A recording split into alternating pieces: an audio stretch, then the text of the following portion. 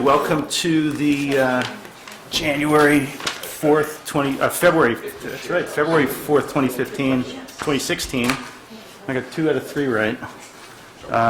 Meeting of the Sherborn Board of Selectmen. And our TV's working after, it's 8 minutes after 6, so it only took 8 minutes to get on the air. We had a public comment, but that's going to be deferred. The first item on the agenda would be to have the town administrator read the agenda, please. First, we'll add topics not reasonably anticipated by the chair 48 hours in advance, and I'm not aware of any of those items. Then the public comment, and then one-day liquor license for simply serving for a wedding. And then under annual town meeting preparation, consideration of warrant article from the Board of Assessors, and discussion of applications for Board of Assessor seats. And then consideration of proposal to close the annual town meeting warrant to add an article to establish a combating opioid abuse committee. And then under boards and committees and departmental business, Public Safety Committee update with Arthur Fennell, the chair of that committee. And consideration of auction results, sale of a fire truck with acting Fire Chief Neil McPherson. And then brief health insurance update and consideration of right of first refusal for Unit 15 at Leland Drive. Operational items, and then selectmen items, reports, meeting calendar, set the next meeting date, consideration of minutes, consideration of warrant, and then adjourn to executive session not to return to open session. MGL Chapter 38, Section 21.3, to discuss strategy with respect to collective bargaining as it pertains to health insurance. And we may not need the executive session. All right, so do we have a motion to approve the agenda? Move. Okay, we have something to add to it? Well, all my towns by now have signed the election warrant calling a election for a presidential primary on March 1. And I hate to defer that to our last meeting in February because if there's a snowstorm or there's a lack of a quorum or whatever, We we have to two get meetings. a special act of the legislature to then fix it. It's got to be Do we done. have the election warrant? I don't think we have it in our hand, but the clerk asked us to schedule it on the next agenda. Okay, so we haven't seen That the would be agenda, cool. so we couldn't do anything about it tonight anyway? I mean, the election warrant? Okay, so if we don't have it, we can't do anything about it. Yeah. It comes from the clerk, is that how it gets Yeah, here? but Okay. it would be, we could do it next week. We don't have a On meeting the- next We don't have a meeting next week. We have a meeting on the 16th of February. Thought we had a quick one on the 12th, on the We're morning. not putting it on that. That was a one-item agenda. Just the one item, okay. Yeah. Okay. So what's the, do we approve that agenda yet? We didn't. It's all in favor of the agenda. Okay. One-day liquor license for Simply Serving. So is everything in order on this, David? Yes, yes. Is Diane coming back in? Is she? She will be back. Okay. The sign-offs are in there. The requirement was for a detail officer for security and traffic. The building commissioner signed off on it. The acting fire chief signed off on it. The insurance certificates are all in order. And that's it. Okay.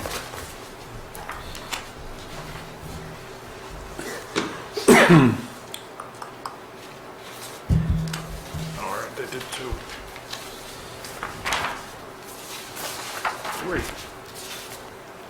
Okay, everybody okay with these? The 2 additional ones are just additional insureds. The community center and the That's what we asked for. Yeah. UUAC. Move to approve. Second. Okay, any further discussion? Yeah, under discussion, I agree that a license should be given, but I do not agree with the requirement for a police detail. And there's 2 separate reasons for that. One is that it doesn't meet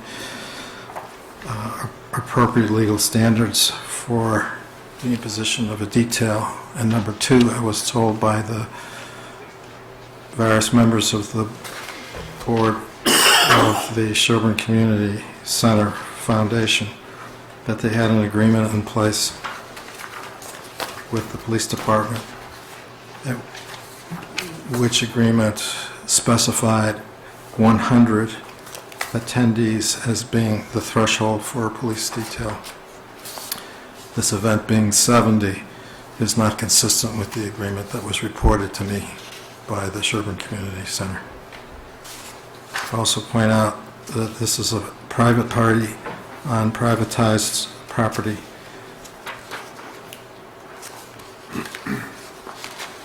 And therefore, it doesn't meet legal standards. David, do you have a copy of this agreement? There's no formal agreement. There's a kind of a rule of thumb so that the community center would have some guidelines on where the chief might be falling on something. So the attendees is just one thing. It can be the day, the time of day, the number of attendees, the number of hours they're going to have the bar open. This one is 5:30 to 11. PM. Yeah, p.m. Okay. on, is that a Saturday? Do we have anything from the, do we have anything from the wedding folks objecting to that requirement? Is there anything? No? All right, so it's been moved and seconded and discussed, I think. All in favor of the license, the conditions? Okay. All opposed? Okay, 3-1. And the next item on the agenda is the assessors. So consideration of Board of Assessor warrant article, discussion of applications for Board of Assessor seats. They're here. I walked in with Wendy, and she's not in here. So where's Wendy? She's probably waiting for Ken, yeah. Well, it is only 15 after, so we spent Fine. almost no time on this. Should we do the minutes? Well, we don't have any minutes on this agenda. Okay. We've already set our next Why don't I just go agenda. down and get it? Yeah, I think so. I mean,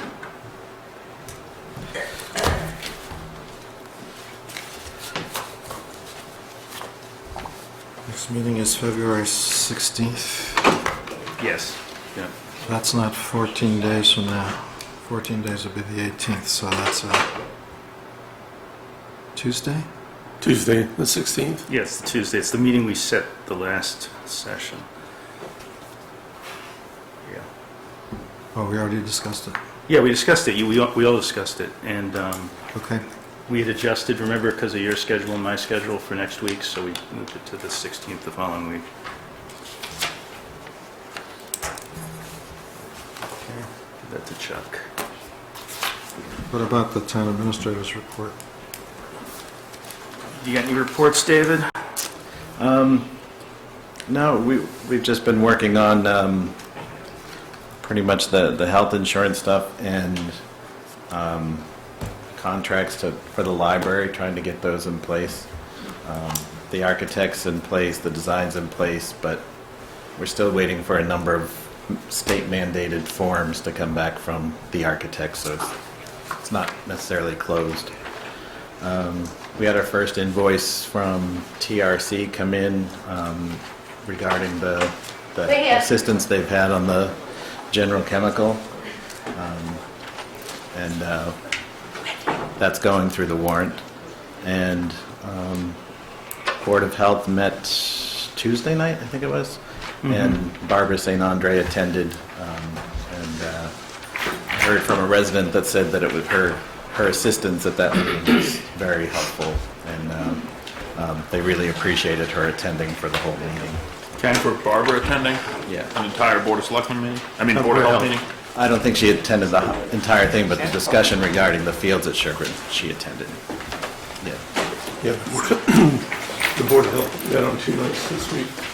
Okay. But I don't know which night it was that she was. Yeah. So that's all I.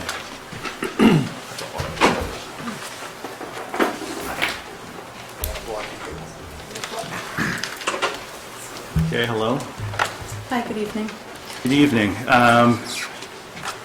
So David, you want to set up this item? Sure. The Board of Assessors has an article that's already been voted for inclusion in the warrant, which is the revaluation article. I think it was for $12,000 Yes. is the request. And we were just having them come in to talk about that article and explain about the revaluation and anything else they wanted to talk about, which I'm sure is the vacant seats on the Board of Assessors office. And so Ken, we wanted to get that discussion out in front about if there was anything that we wanted to do with the seats or how it's going with interviews or anything. I'm not That's sure all. if you received my memo. I just gave a brief overview of the people who showed interest. We just got that, yep. Yep, okay. And I met with Dr. Daruv Kashal. He's lived in the town of Sherborn for a few years, and he saw the vacancy and found an interest and wanted me to bring forward and give to you his application for consideration to be temporarily appointed. And then at that point, he would see what it entails, what the position entails, and said he's excited at the prospect of running for election in the spring. He does have some real estate. He was a CPA. He has a PhD. He's an attorney, an active attorney. And so I told him that I'd give you guys this information and you can let me know and I can reach out to him. I'm not sure what the process is at this point. You said you met with him? I did. I met with him What was today. your impressions from the... He was very, very nice, very interested. He and I, spoke a little bit about assessing. He said he does have some knowledge of real estate and really feels as though he could add to the board, and he wants to give back to the community and get involved. You said he was a CPA, I don't see it on his resume. This was years back, and he no longer holds that license, but he did at one point. He just didn't put it on his resume. Well, the procedure is that we have been notified of the vacancy. We have published it, and otherwise complied with the process that we, the Board of Selectmen, have established years ago for the filling of vacancies. So procedurally, we're at the point where we could fill a position. Yes. And based on your comments, I'm happy to nominate Mr. Clashaw, Dr. Clashaw, Yes. for this position. Okay. No, sounds like he's very qualified and intelligent fellow, and Have you met him? I have not. So none of us have met him either. Have you met him, Paul? Oh. Well, I'm not comfortable appointing somebody none of us have ever met, except Wendy. I mean, No, I agree. And if you'd like, he said he'd be willing to meet with you individually. He'd be happy to come to a selectmen's meeting, so you can all meet him. And also Ken, he said he'd be happy to sit down and speak with Ken as well. This was just kind of a meet and greet. no, I think it's great that you did talk to him. I just don't, I think, Oh, and I agree. I mean, you should all meet him. And I know there's a motion on the table. I just don't know if that's in order given. Is there a motion? Who made a motion? I think we need a board. You don't have a second on that? Well, can I? Ken, is there any I don't know. That's a question. problem waiting till the 16th? Second. Would that No, I think inhibit your... that's fine. Be prudent for other folks to meet. Okay, I'll withdraw the motion. But I would make the comment that we did have a number of consultants who were looking at how the town operates, and one of the things they said was we needed to do more to bring in what they call fresh blood, new people. And this looks like it falls exactly into that category. So, and given the guy's background, where he's been at a very impressive Boston law firm, and he's got a doctorate, and he's a lawyer and a CPA, and all those things, it just seems that we'd be lucky to have somebody of this caliber. But I'm withdrawing the motion so we can bring back this issue on the 16th. Do you want him present? I want to know what the board thinks. I mean, it seems to me it would be good to have anybody who's a candidate be here. I mean, that's our typical practice, isn't it? We want to know who it is who we're appointing, particularly for a board like this. I mean, I agree with you. It's a very impressive resume. He's a PhD in neuroscience, so he can probably figure out the assessing stuff.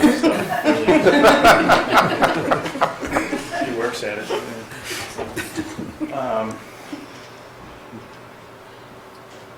Well, should we invite him to come to the next selectmen's meeting? Yeah, and I think, and there's two other people on here who have expressed interest as well, so. Yes. And then, I mean, I guess the other issue of public importance is what, you know, how do we end up with a board with only one person on it? And, you know, we have heard, you know, concerns about the process, concerns about the valuations this year, and I don't know if it's tonight that we can have that, but I think it would be good to have some type of a session where we talk to the town about how it is we, Yes. you know, what you do for your work, how this all works, and why it is our assessments didn't go up as a whole. You know, our town tax base didn't really increase much this year, which creates a higher rate, and why that is, and you know, sort of what the reasons were that we end up with a board of only one assessor. I think. Yeah, and I actually would welcome that, and I'd like to address some of the concerns that people are having. I have a lot of documents, and in my prior town, I actually developed a PowerPoint presentation, and it just explains the process and the parameters that we need to fall into, and how to get certified, and you know, what we as assessors are bound to by law. Yeah, Mike, I'd like to see it as an agenda item. I think it's an important topic, so. I think we should do it when Mark's here too. Yes. He has a lot of interest in that. Right, so the 16th, I think, is, Be great if we can do it on the 16th. yeah. Okay. Yeah. Ken? Yeah. Thank you for that. And thanks for being here tonight. Ken will not be able to attend the 16th, Oh. and it's probably a good idea. Yeah, so maybe later in the month then? He is here. Yes. We'll probably have our first March meeting or whatever it is, yeah. But they have a warrant article. We'd still talk about the warrant article We tonight. can, Yeah, because Yeah, I think we can talk about that tonight. I would move to put that on the warrant. I think we already did. I think it's on the warrant. It's right on the now. warrant, yeah. You voted to include it in the warrant, you haven't voted to support it or not. So why don't you give us some background on the warrant article then? Okay, so this is for the revaluation. It's a triennial, and we are required by the Department of Revenue to request the funds 2 years prior to the reval, and the reval will be in fiscal 18. It's requested every 3 years and has been here, as in every other city or town in the state.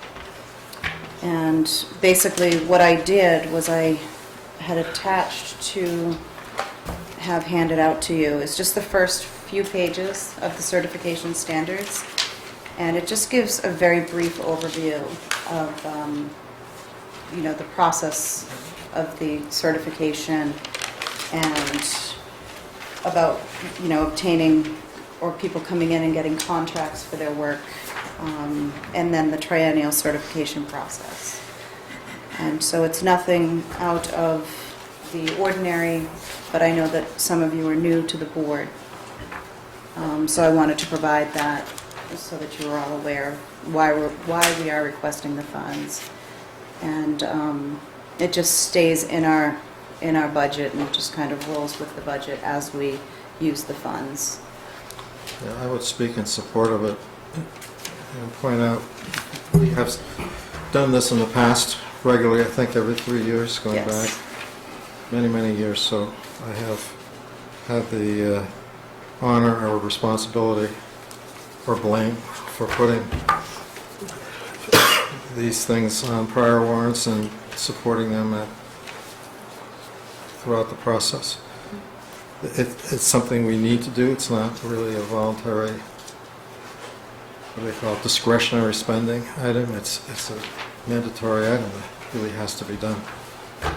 Can you explain the difference between so it looks like you're asking for money for a certification, but you've also referred to it as a revaluation. I thought that each year the valuations of at least some properties change. It's So the terms what's the that distinction? assessors, it's a we call it a reval, a recert. Every year we do interim recertification or certification, and then every 3, it's a triennial certification or revaluation of the town. And it just delves a little bit deeper into, they'll give you a list of directives. So we have the fiscal 18 directives. And some of the directives have already been met, such as combining neighborhoods, which, caused some changes in the land.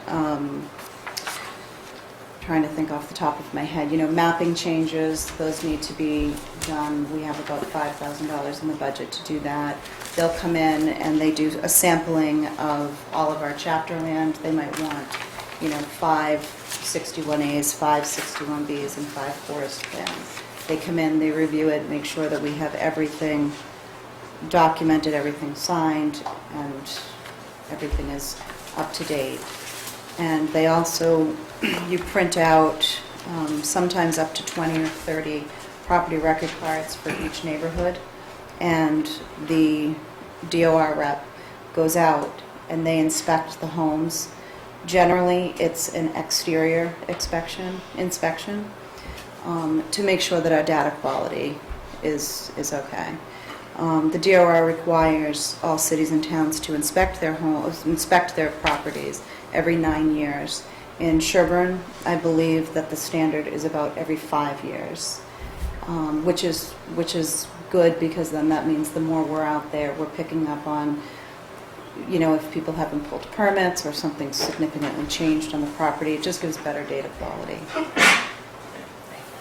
And Ken, I understand you're certified, right? You've gone through some state certification process, but it's not necessarily the case that everybody on a board has to have that. Am I correct No. about that? You don't have to do it. You have to take the basic 101 course to be an assessor. Okay. But I was pretty much halfway there because I'm an appraiser, and I took the extra courses, and so I got the MAA designations. But in terms of thinking about filling 2 seats, even though none of these people are going to have that experience, they would be able to take those courses or whatever the 101 course is pretty quickly and come up to speed? I think you have 1 year to do the 101 course. I see. And that's like, it's basic, how to run an assessing office, what do people do, and, it's just knowing the nuts and bolts of how to run the office, so. Right. Ken and I had talked at one point about the elected and the appointed as, for example, there's a person who's appointed in Framingham on the board, and she's a native resident. So there are several throughout the state assessors, active working assessors, who are up with all the different municipal laws and changes, and if you go from elected to appointed, you can appoint assessors who are active assessors with an active assessing license. So that's just another, and Ken and I had talked about that, and I thought that at one point you had said that you would be in support of something. I mentioned that to David, or emailed David.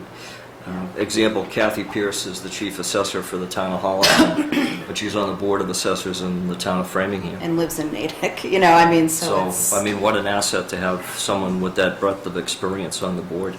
Yeah. So Wendy mentioned with the MAA organization, she could send out an email and say that the town of Sherborn is looking for people to fill spots on the board of assessors. So you don't have to be a town resident. Right.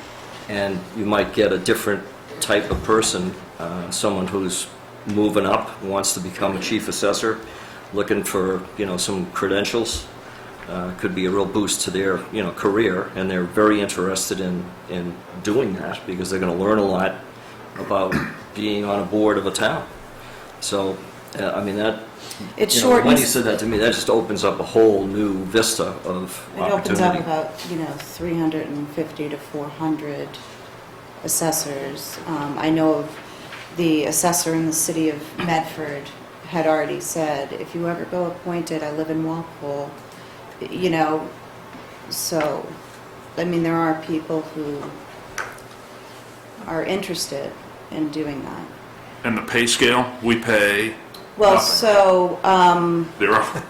well, Framingham must pay more than There that, should be right? some No, incentive it- to be an appointed official. yes, yes. We could double it for out-of-town residents. That's right. I triple that. But generally speaking, I had just done a quick math with the number of meetings that we have. So for example, in Framingham, we have about 40 meetings a year. And they get paid $100 a meeting.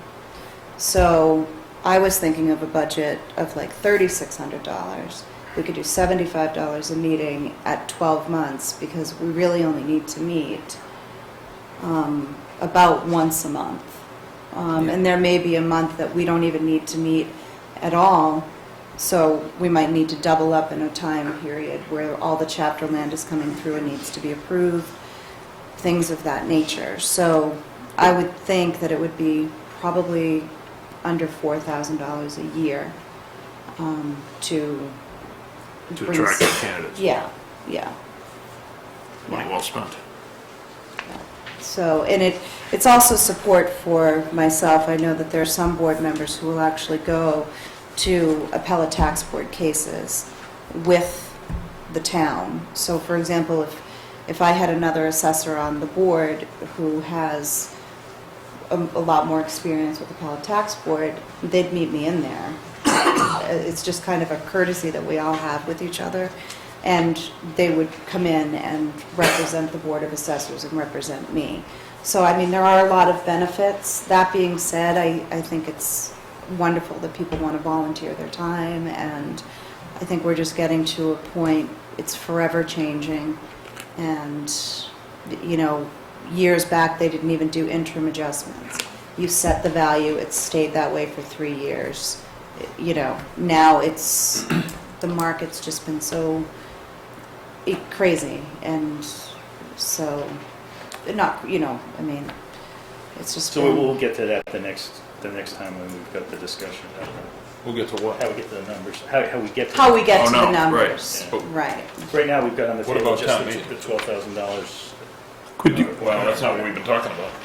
I get that, I know. Yeah. But legally speaking, we can't go from elected to appointed in time for the elections that are coming up this year. We can try and set it up for next year if we go that direction, but we can't really set it up for this year. Right. And in the meantime, we've got one soldier in the trenches that needs 2 more. So we're going to have to work with the existing system for the time being until this change gets presented to the voters, and if we're going to do it. in terms of the warrant article, Wendy or Ken, could you describe the difference between the triennial certification and the 2 other years, the non-certified process? Yes, so with an interim adjustment, you submit all of your sales, you submit anything that's significantly changed, you have to give, whether it's up or down, you have to give reasons. The difference with a triennial is, again, like I had explained, they're going to come in and it's a very rigorous process. And if you put, for example, a negative or positive influence factor on a property, and the Department of Revenue will come in and say, well, you need to prove that. You need to prove that it's worth an additional 30% because of the view factor. It gets much more involved than an interim. That being said, through the process of a certification, you have to provide them with several documents. You have to go through the sales and explain, why something was an arm's length sale, why something was disqualified, why a sale was disqualified. You have to give the, notes of if you spoke to a realtor and the realtor who was involved, it was between family members, where you need to prove to them. And there's also what you have to fall into is the assessment to sales ratio. And so it's mass appraisal. So it's never going to be exact. It's not an exact science. It's mass appraisal. So you're taking groups of properties and assessing them. So there's always, it's never going to be, you have a 2,400 square foot colonial.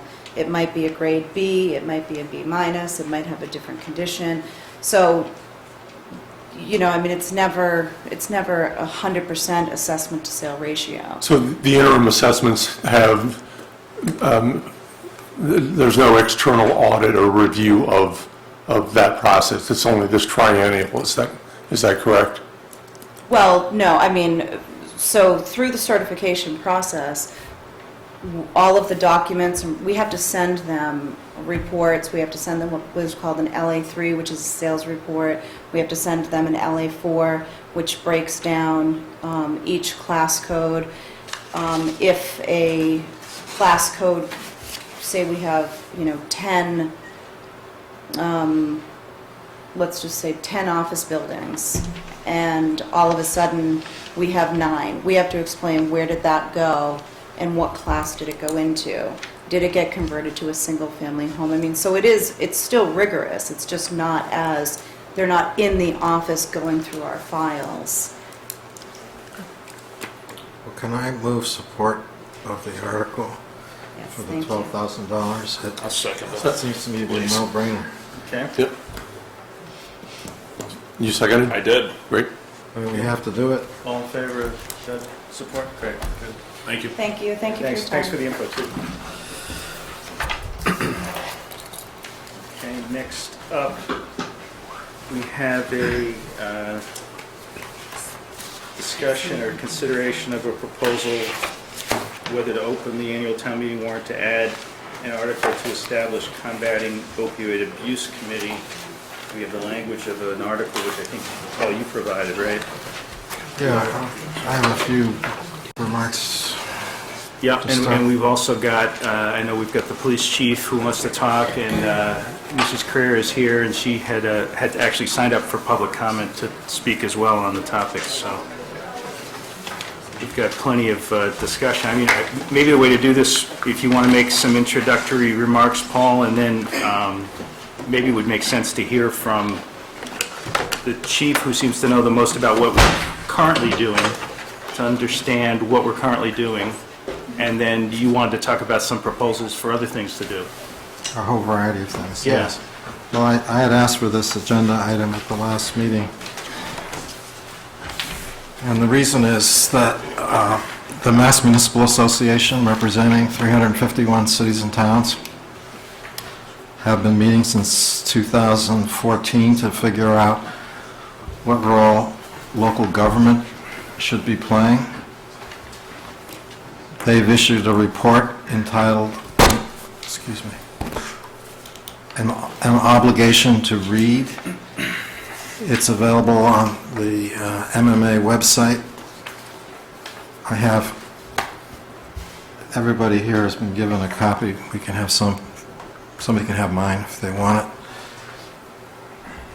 I want to read the general conclusion, which is entitled, "Local officials have an obligation to lead. Substance abuse and opioid addiction is a public health crisis affecting virtually every community in the Commonwealth.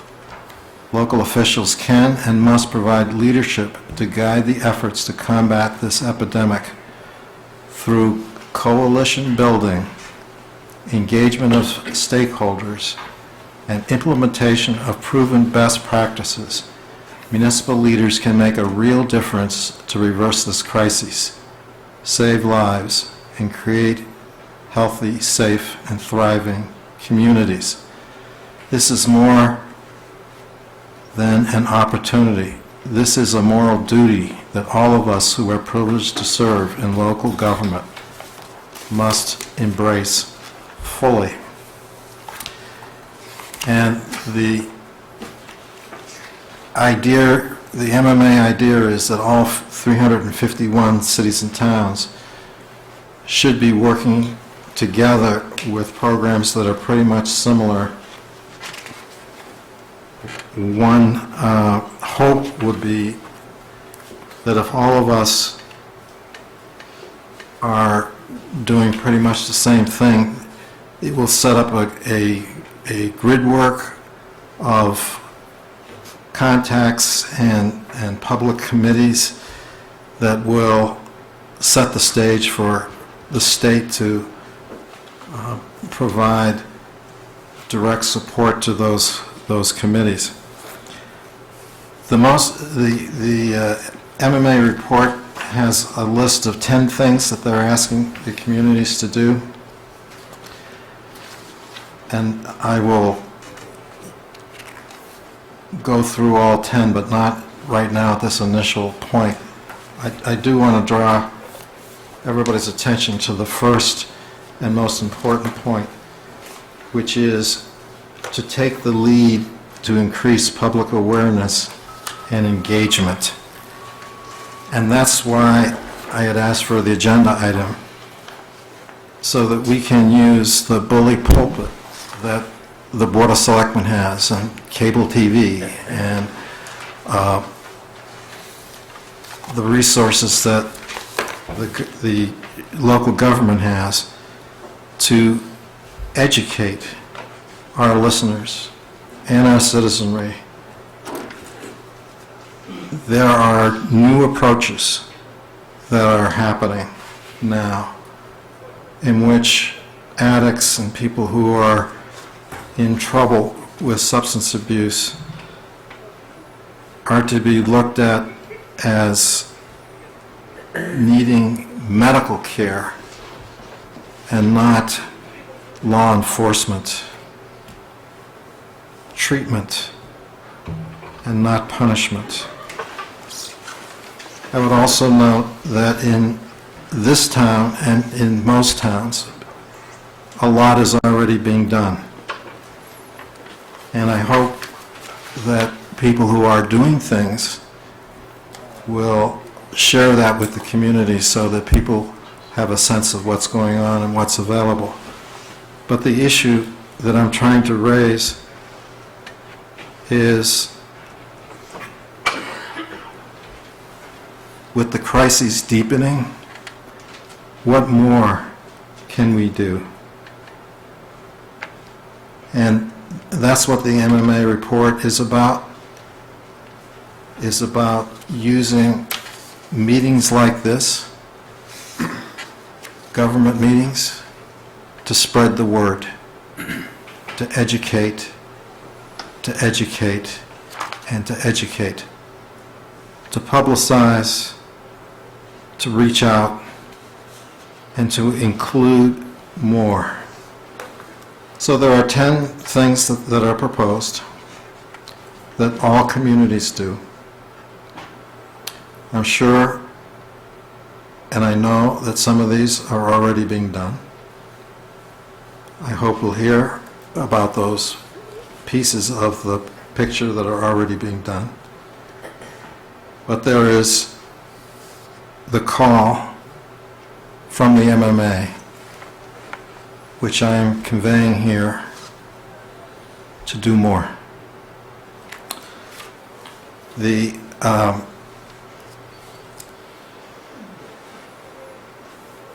related issue before us is the recommendation from the MMA to establish a government committee to deal with the opioid issue as opposed to just private coalitions.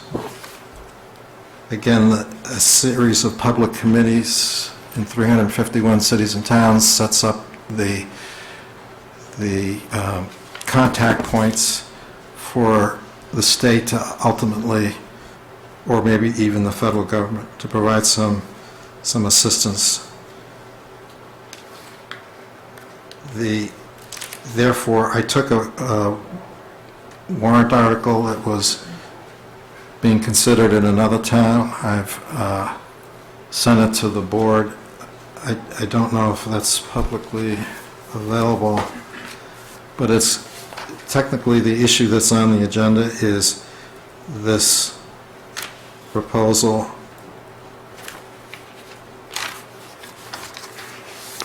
So I see myself as a messenger from my state organization, calling upon Sherborn to join with the other 351 cities and towns, all of whom are being asked to do this, and to use every occasion that I can to bring this before this Board of Selectmen, before town meetings,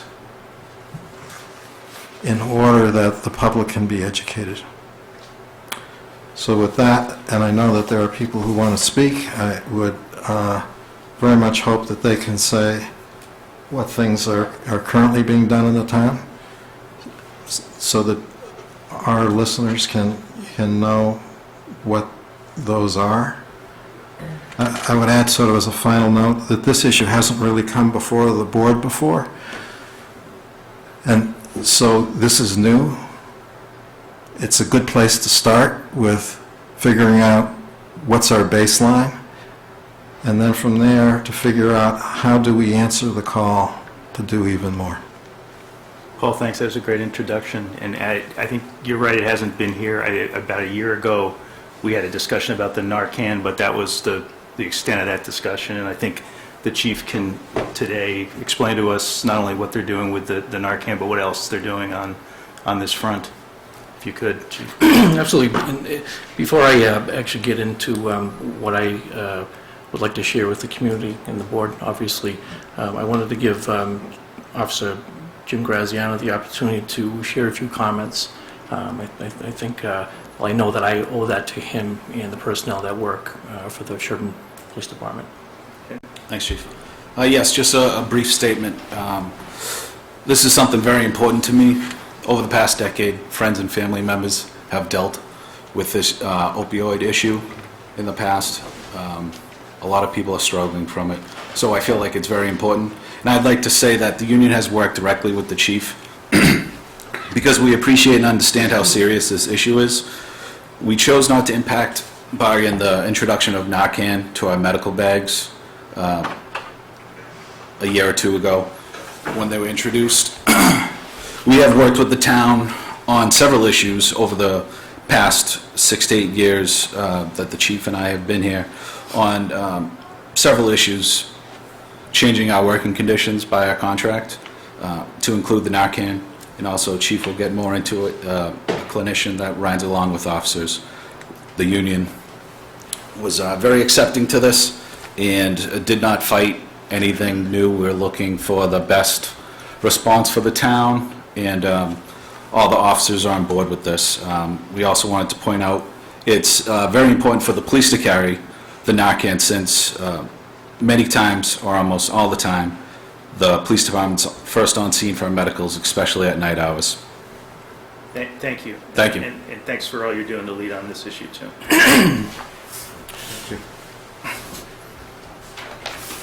So if I may, and if you don't mind, Mr. Chairman, I'm going to take some time explaining some issues here. So when I first accepted my role as the chief of police for the town of Sherborn, I made it very clear that I was committed to the community. And I shared with the community that I was a strong supporter and proponent of prevention and early intervention versus law enforcement and simply arresting away the problem. I've learned through my experience in Framingham as a police officer, a 10-year drug detective, a supervisor, department prosecutor, that we cannot arrest away this problem. It's just not going to happen.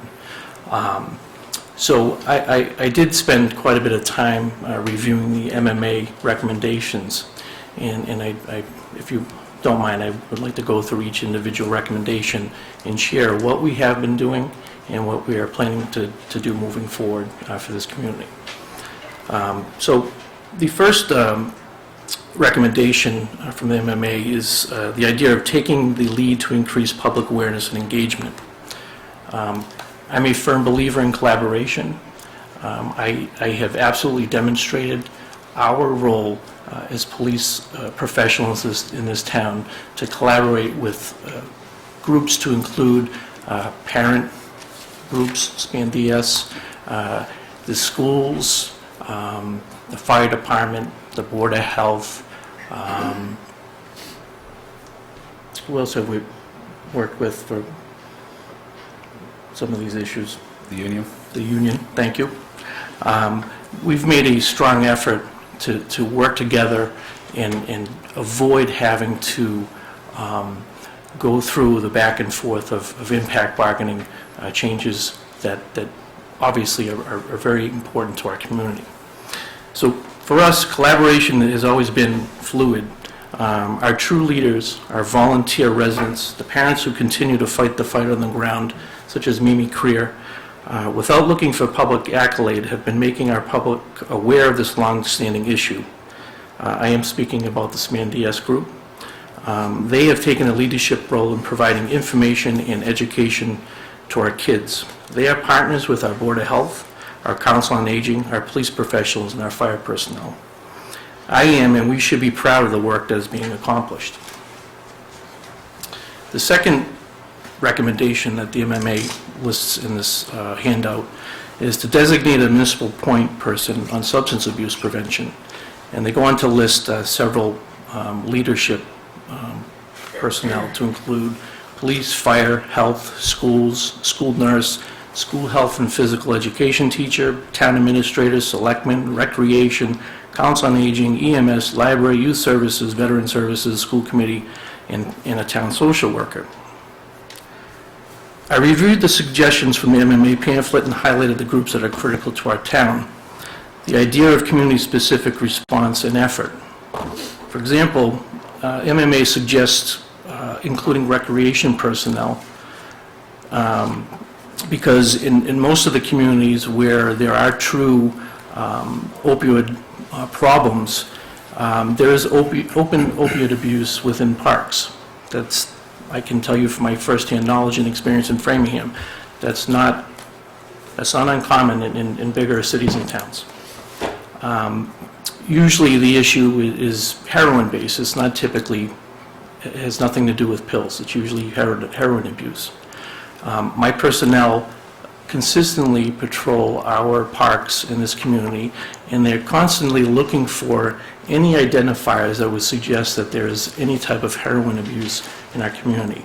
And I'm happy to say that we have not found a single trace of anything that would suggest that somebody is abusing heroin in our parks in the community. Our SpanDS meetings include our school nurse professionals, our teaching staff, and police. As a matter of fact, Frank Hess recently sent the Board of Selectmen an email identifying SpanDS as a resource. They are and have been the resource in this community. Mr. Colleen identified our Public Safety Committee as representing the other groups identified in the MMA resource. We are collaborating with the groups that are mentioned. The Public Safety Committee has the important players at the table. Some of them are here. We have resident volunteers, Jim Campbell, and we have Arthur Fenner, who's the chairman of our committee. And I want to point out, Jim and Arthur take time out of their day to come to meetings once a month, which are publicly, the public is notified about the meetings. Anybody can come to the meeting. We have them at the police department. I encourage people to attend the meetings. I want to thank Arthur in particular because Arthur actually takes vacation time during the middle of the day to come to our town to be part of problem solving with respect to public safety. In addition, the police department has added a clinician through advocates in Framingham. I brought this to the board's attention approximately a year ago. Catherine Gallagher is our embedded clinician. We share Catherine with the towns of Ashland, Holliston, and Hopkinton. She's a trained professional. She's capable of providing assistance should we encounter a person in need, to include those who are suffering from substance abuse. And for those that don't understand, substance abuse is a disease. It's a disease, and police officers are not the people to deal with disease. We understand that. We recognize that. We've tried to include as many people as we possibly can to assist us with any issue that impacts our community again. And I really want to emphasize that there is not an opioid problem in the town of Sherborn. There's not an opioid problem in the town of Sherborn. The third recommendation that the MMA has in their pamphlet here is to encourage intra-community, regional, and statewide collaboration. Our district attorney's office, our schools, and our police are collaborating to identify at-risk youth in our communities through our efforts, which includes a community-based justice program. We have a strong working relationship between Dover and Sherborn. The police department in Dover and the police department in Sherborn work hand in hand with all issues that impact our youth. We continue to share information on those individuals who are presenting a danger to themselves and identifying non-traditional resources where needed. We take advantage of the District Attorney's Office Juvenile Diversion Program, which offers certain eligible juvenile offenders an alternative to formal prosecution. Again, we are not looking to charge people criminally that have a disease. The program diverts select juveniles into the program before they are arraigned in court, protecting them from having a criminal record. We understand, respect, and accept that arrest, again, is an absolute last resort, particularly when encountering persons suffering from the disease of drug addiction. I'm happy to share that we have very rarely required the need to criminally charge kids for drug-related incidents. A good barometer is that we are thankfully not suffering from the opioid-related issues that surrounding communities have been and continue to deal with. I agree entirely with the idea of locating funding sources as a prevention tool. However, I would feel greatly uncomfortable with the idea of applying for a grant to address a non-issue in our community. Funding should go to the communities who are suffering, the communities where resources are not available, to the addicts who truly have no source of support, no family, no job, homeless, broken homes. We thankfully do not suffer in that respect. Most of our residents are blessed with strong family support and the financial ability to provide for their loved ones. We are a last resort as a community in that respect. The fourth recommendation talks about developing a one-page resource guide for families and those seeking treatment or assistance. Through the efforts of people like Mimi Creer and through a funding source to include funding from our Sherborn Drug Fund and some monies from the Dover Police Department, SpanDS, in fact, and Mimi, you can probably correct me on this, 5 years ago, 7 years ago? Maybe more. 6 or 7. Okay. Developed the SpanDS Substance Prevention and Awareness Network Parents Guide for the Prevention of Alcohol, Tobacco, and Other Drug Use. This has been readily available for community members, and SpanDS did a great job making public announcements about this resource. The fifth recommendation speaks to piloting innovative programs based on local needs. In June 2010, well before this issue became a quote, opioid crisis, because I disagree with that. This issue has been ongoing for at least a decade. However, in June 2010, the Sherborn Police Department, in collaboration with the Eaton Apothecary, conducted Operation Safe Medicine Cabinet, an idea that Officer Richard Crossan, one of my personnel, thought of, presented to me, and implemented. We worked with Carol Rubenstein, Karen Jewell, our Eaton pharmacists, and several SpanDS parent volunteers. We've provided public service announcements about the initiative and spent an entire day collecting unused medicine from residents' medicine cabinets. The idea was and continues to be a crime prevention model. Remove medicine cabinet shopping. That's a real thing. People that have true addiction go to a friend's house, a family member's house, and they steal drugs from medicine cabinets. We were proactive in that respect. Ultimately, through the generosity of then District Attorney Jerry Leone, we were one of 29 communities in the county who received what I referred to as our green monster. We have a drug box that people can drop off their unused pharmaceuticals. We collect it, it's secure, it's in the lobby area of our police department. I made the community aware of the drug box several years ago. We've had great success with it. My strong opinion, those efforts were an immediate success. We went from having no way of collecting what potentially could be used by addicts and potentially could be part of some type of criminal activity in the sense that somebody might want to break into someone's house to steal their pharmaceuticals. We had no way of collecting that from residents. We have that now. Jimmy, can you pass that? I don't know if I can lift it. Throw it up there.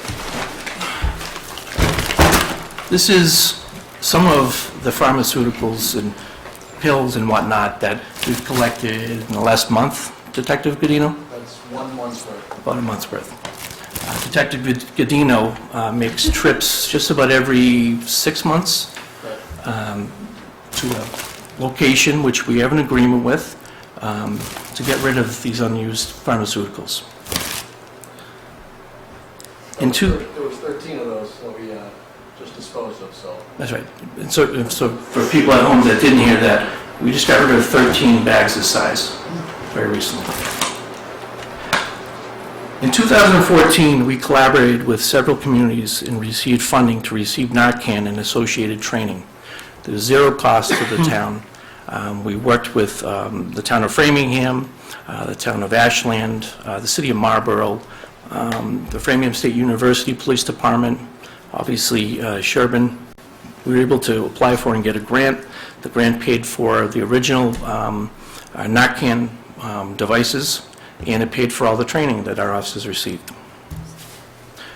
Our police officers worked with me, and we implemented our program without the need to impact bargain, which for the general public that may not mean too much, but in my world that means a lot. And in fact, I had a conversation with Chief Hicks from Natick this morning about this, and he is still trying to get his police unions to carry Narcan in their vehicles. They're fighting him on this. Chief, Yes, you just say Natick is not carrying Narcan correct. in their cruisers Police cruiser. Natick Police. Correct. because of a union bargain. Correct. My personnel understood and accepted the need for us to have immediate access to what can be a true life-saving drug. Thankfully, we have yet to respond to a medical emergency requiring us to deploy Narcan. And for the board and the general public, I have witnessed firsthand how remarkable this product is. I had responded to a woman that was overdosing in Framingham, and she was on her way to meet her maker, I'm sure. At the time, we did not carry our Narcan in Framingham. The paramedics showed up, thankfully, in time. They introduced Narcan to this woman, and she literally sat up, and the first thing she said is, "Did I overdose?" This product is amazing. It's not the, save all. It has its benefits. It definitely will help people come out of their overdose, but, we also have to get them to the hospital, to the proper medical personnel and staff to monitor people after we deploy this product. As a matter of fact, Jimmy, we'll do a little show and tell if the board's okay with that. Sure. Why don't you? Might want to put that back.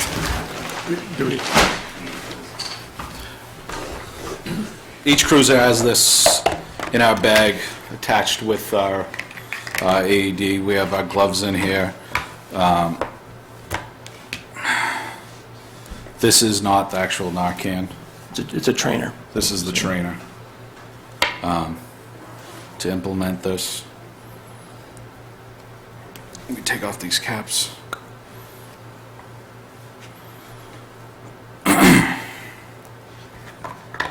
Sorry.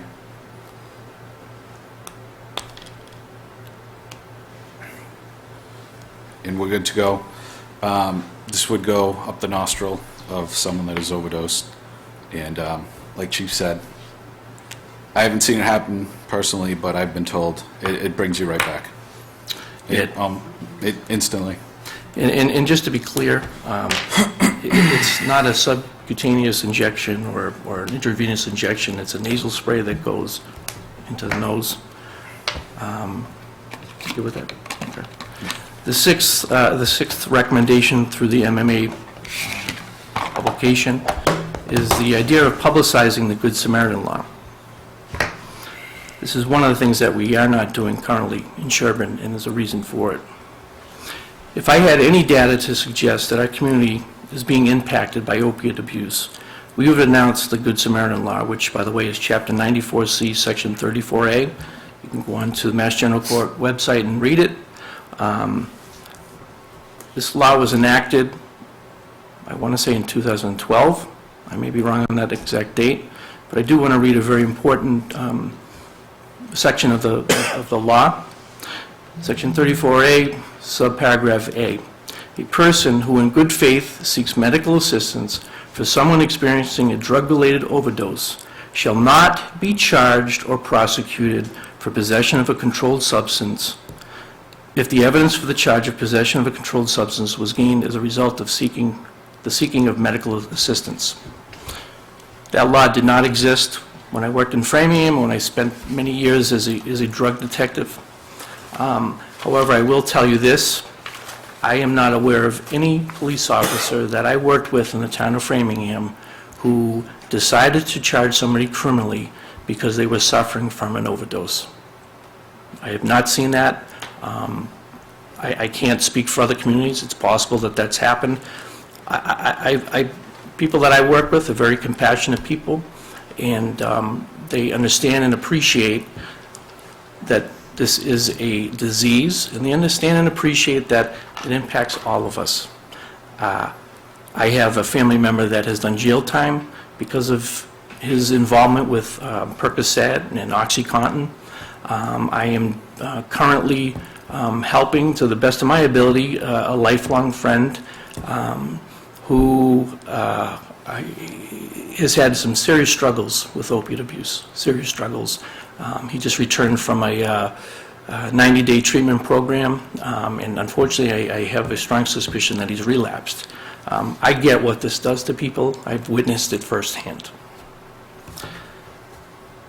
The reason why, again, we have not announced the Good Samaritan law to the general public in Sherborn is because we do not have an opiate problem in the town.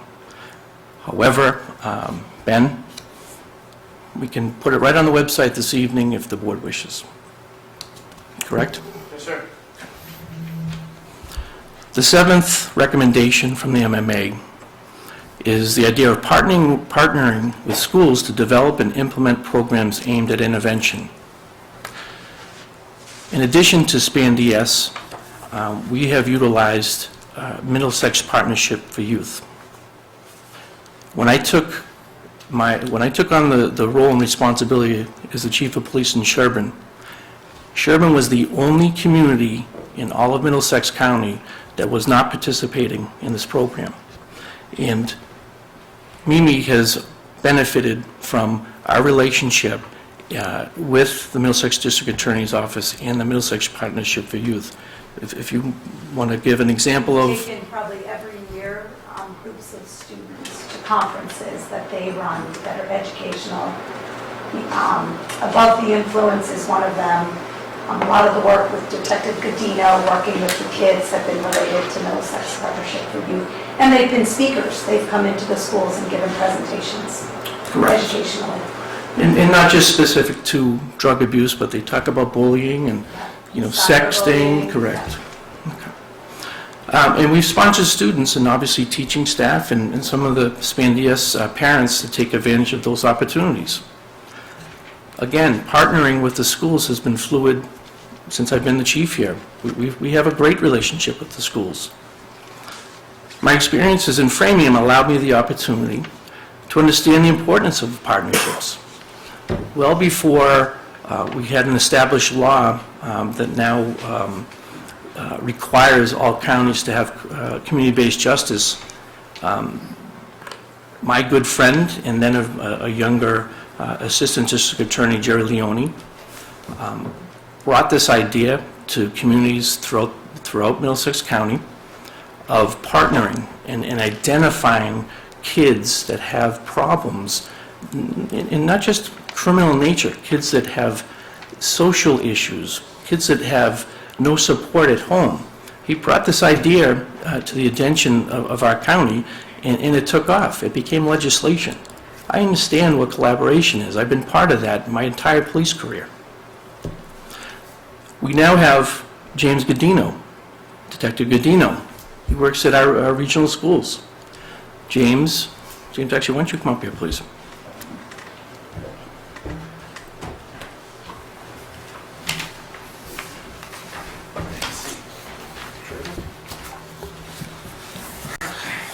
This is James Godino. He's our detective. James is, without question, a true mentor. James takes his personal time and volunteers at the regional high school as a track coach. James, Division I track athlete. No, I want you to share this with the board. Why don't you tell us a little bit about your experience at UMass? All right. Well, I did recently, part and part with the help of Ms. Kerr as well, just start helping out with the track program up at the Dover Sherborn High School.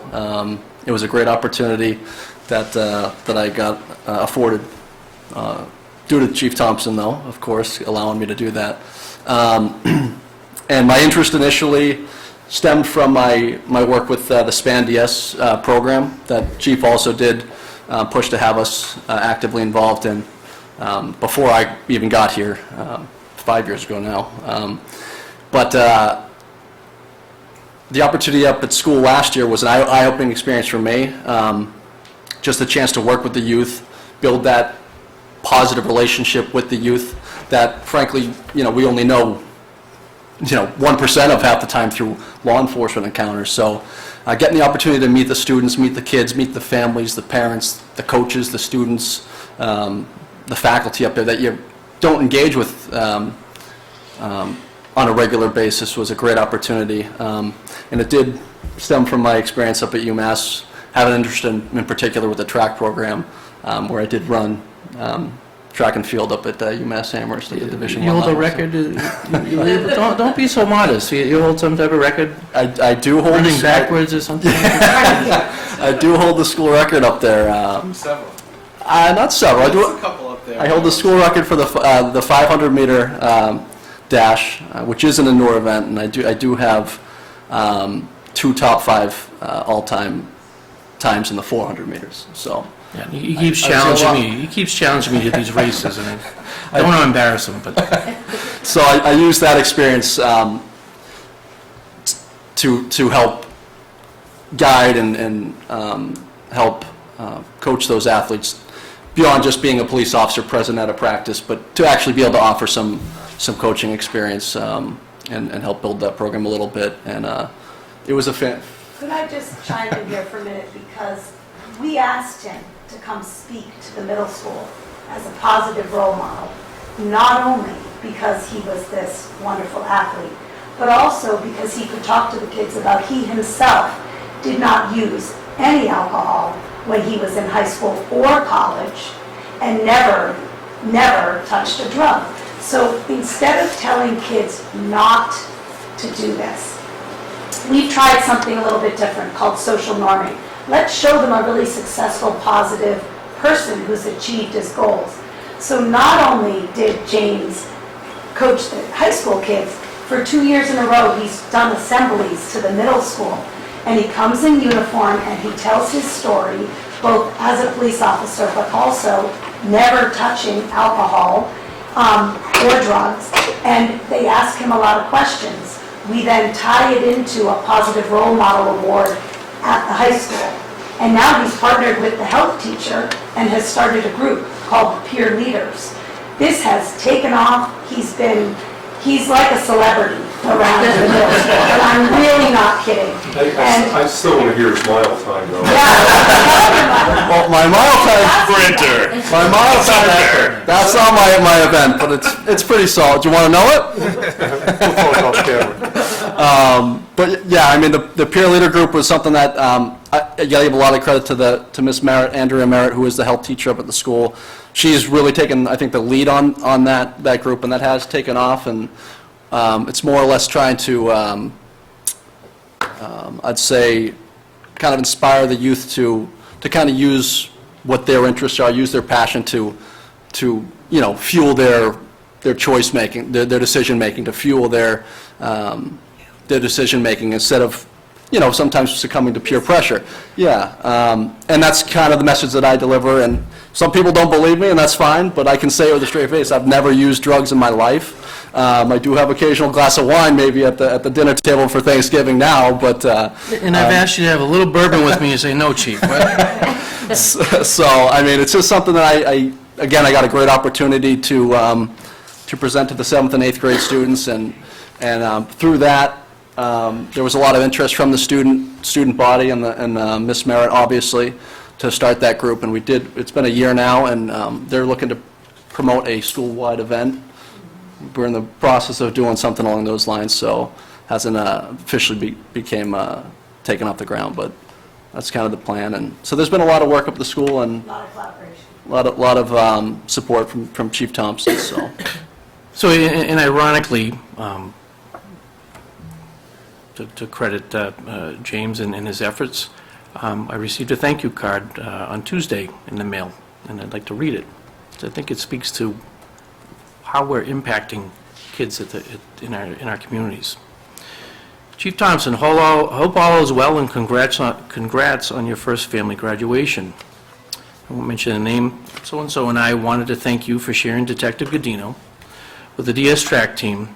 This card is far too small to explain what a tremendous asset he is. It was the first time my son ever came home with a voluntary 5-minute rehash of Coach James's first day talk. James has stepped up far and beyond just coaching and is a wonderful mentor for our son. We are very lucky to have James in our community. I would say the same. In addition to James's efforts, we have the town has had a DARE officer for several years. Our newest DARE officer is Officer Chad Smith. Chad, why don't you stand up? Thank you, James. You can come sit up here.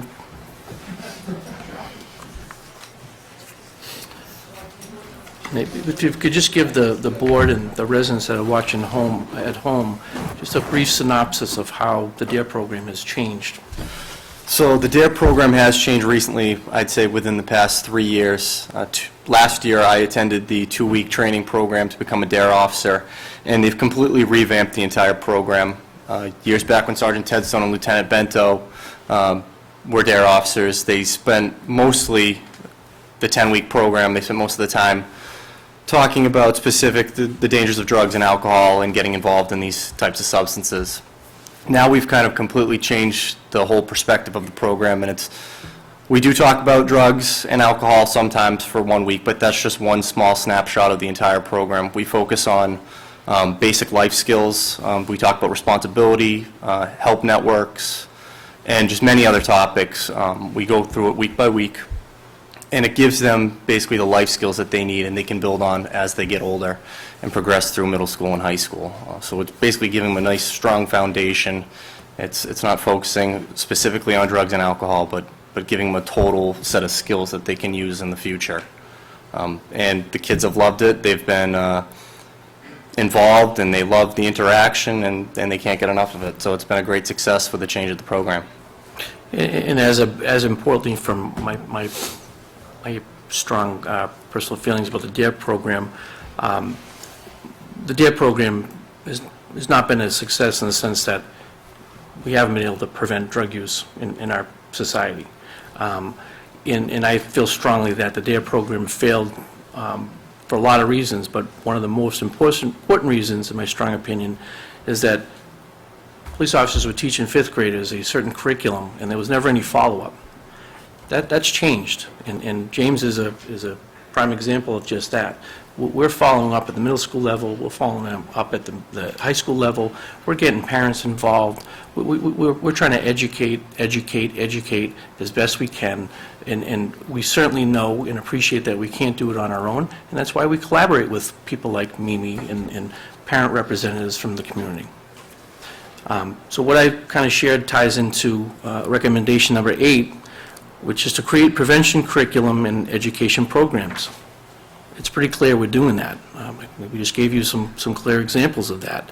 Very recently, Officer Stickney and Officer Harry Graybert from the Dover PD participated in a presentation. Conversations that count is what Span DS calls these community-based programs. And they discussed marijuana and e-cigarettes, and they did a great job. And I'm proud to say that Ben carried the day. You know, Harry might get upset that I said that, but he definitely carried the day. The 9th recommendation from the MMA pamphlet is to provide first responders with naloxone or Narcan to prevent overdose deaths and transport victims to medical treatment. We were well out in front of that, in my strong opinion. We've clearly had Narcan for now 2 years. Chief, does the fire department or EMS, do they have the Narcan also? Yes. And I'm glad you brought that up, Mr. Yamo. When we got this resource through a community, a grant through MAPC, I did include Chief Morrissey in what we were doing, and through the efforts of Sergeant Ed Berman from the Ashland PD, who, by the way, is a nurse at Metro West Medical Center in Framingham. We actually have an ongoing relationship with the hospital. So if in the event we utilize Narcan, the hospital will replenish the Narcan for us. So and I think that's important for the community to know that we're not, you know, that there's no need for a funding source as we speak today. I'm just looking at the percentages, certain percentages in this report of first responders, 94% EMTs, 78% firefighters, and 63% police, and you're saying in our town it's all three? Correct. And what I would say, and Selectman Colleen, I think, would agree, and again, this is no knock on fire rescue, but just because of the way things work in our community, we have an on-call fire department. The police department is on scene first, and I would say 95+% of the time. Would you agree with that, Neil? I think it's fair to say you guys are typically the full year, yeah. Yeah. So it's important for us to have these. Is that going to change? You had come to us on the budget issue, and you said you wanted full-time EMTs 24/7. If we have full-time EMTs 24/7, is that going to shorten the response time and get EMTs to the scene earlier? Well, I would be very clear. We're not saying there's a long delay, because we typically have 2 people who are on duty at the fire station, and in many cases, there are people, again, at the fire station who get the ambulance. The difference is the firefighters or EMTs may be sleeping, so they have to get up out of bed at night, walk down to the ambulance. The police department's typically up near their cruisers. They can jump in their cruisers and probably get there more quickly than we can. So there's usually a slight delay before we get there, and it does depend on the night. In some cases, we have people who still live in town who respond and drive down to the fire station and get the ambulance and then respond to the scene. So we have improved significantly over where we used to be, having people within town driving to the station to get the ambulance, but there's still some delays. In some cases, you have 1 EMT, you have to wait for the second EMT to come to the station. So I want to be clear, the response times are still very good, but the police are usually there so much more quickly. Remember, they have 2 cruisers on both sides of town. We're in the center of town. If you have 1 cruiser over here that calls in that direction, we have to travel all that way. That cruiser could be right in that same neighborhood. And finally, recommendation number 10, create safe disposal sites in your community for the discarding of prescription drugs and used needles. Again, I referred to our collection box in the lobby of the police department. I call it the Green Monster because it's big and green. Residents are well aware that they can bring pharmaceuticals there. However, there is a sign on the green monster that says no needles, and we direct residents to the fire department because they have a sharps container that can receive needles. And if no one is available at the fire department, we direct residents to go to one of the hospitals, and they'll take those needles and syringes. And Chief, we also have taken needles in from time to time if we do have a sharps container that's readily available, because occasionally, if it does fill up, typically I'll be bringing it down to exchange it for an empty one. So it is a last resort in terms of us taking the needles, but there's a lot of other resources that we're referring to as well. So. Thank you, Chief. So for me, in conclusion, I will say this. We can always do better. I'm the last person that will sit before the board and the town and say that everything's perfect and that we can't introduce new ideas and concepts and make things more safe for our community. But I wanted to emphasize for the board and for the residents that we have been doing all of what's been recommended by the MMA and then some. Okay, thank you. And Mimi, you had signed up for public comment. Do you think you want Yeah, to cover some more stuff? I have one other thing. Fantastic. You want to just grab the mic so you Sure. can be heard by all? Thank you.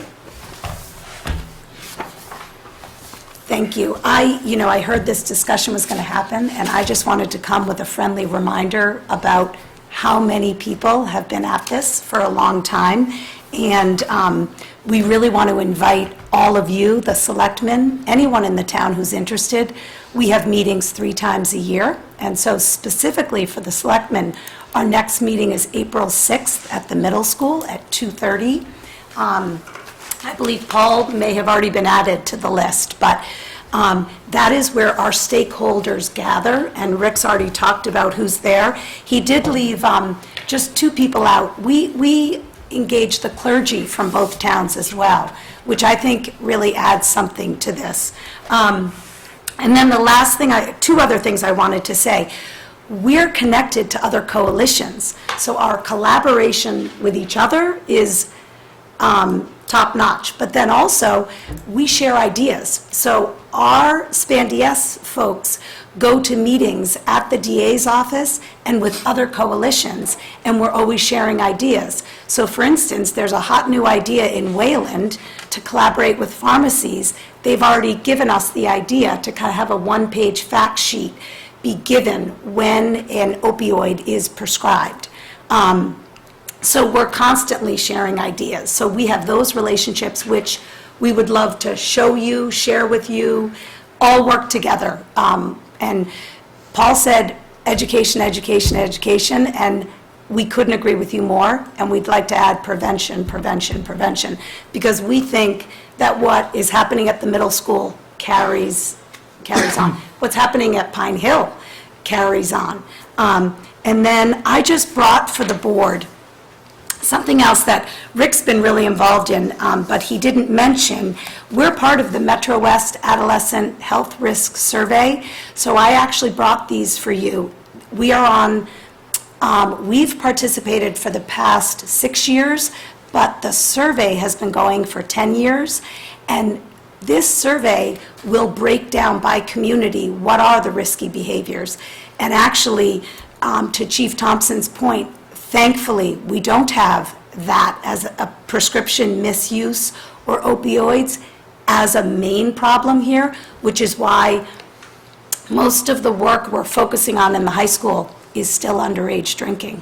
And that's what a lot of our education is about. But I brought these for you. You can also go on the high school website. And again, there's been a lot of collaboration with Metro West Health Foundation. So I'll leave these for you, as well as a little printout of a lot of the things we've done.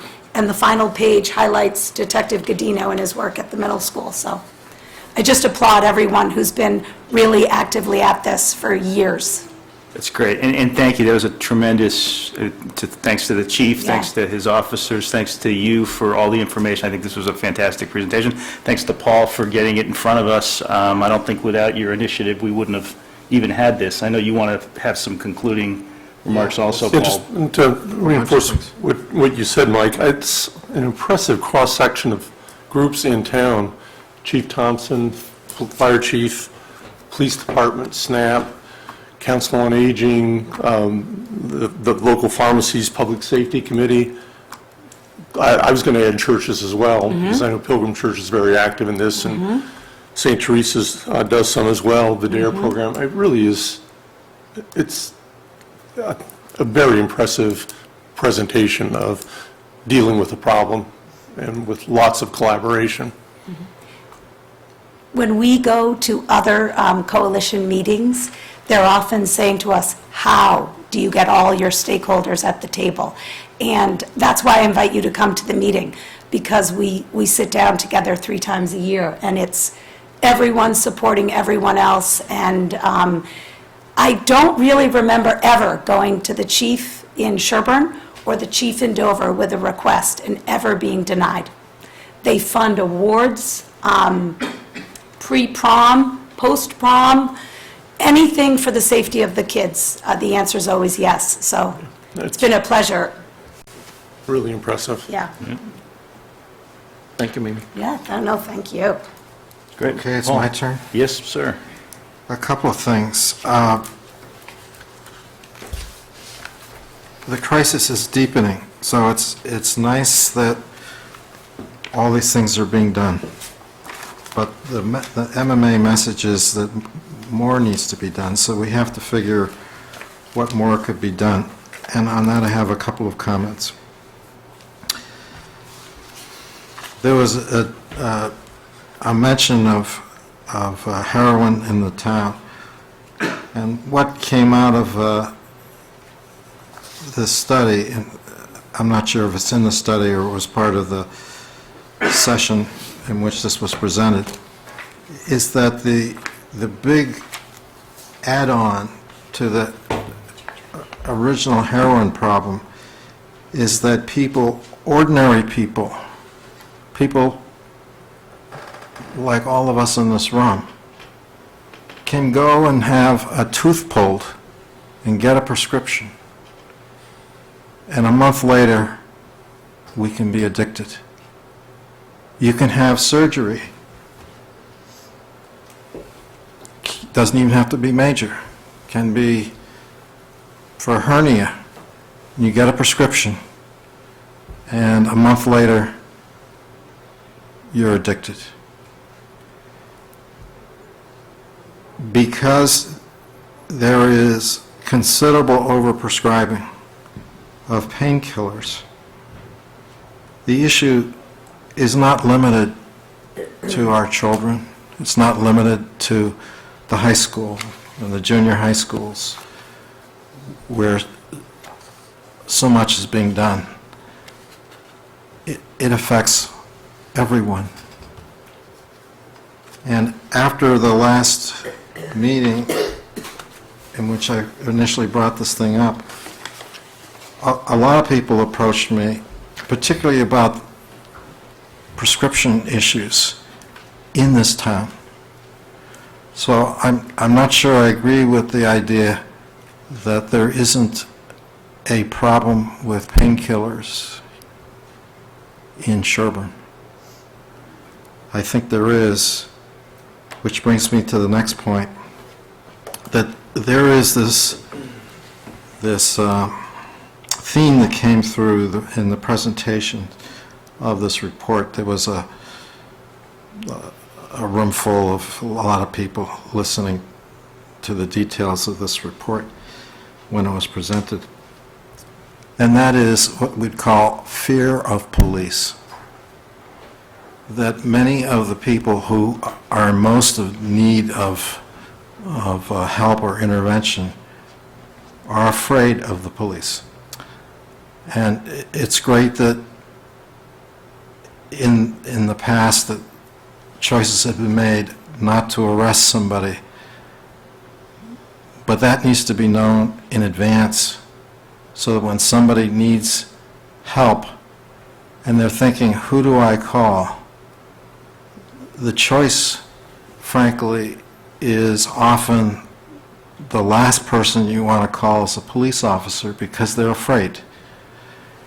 And so part of the point of education and part of the point of this whole meeting is to try and convey the notion that people don't have to be afraid of the police, that they can reach out.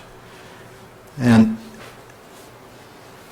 I've heard people say that many people, even if they're told that they won't be arrested, don't really believe it.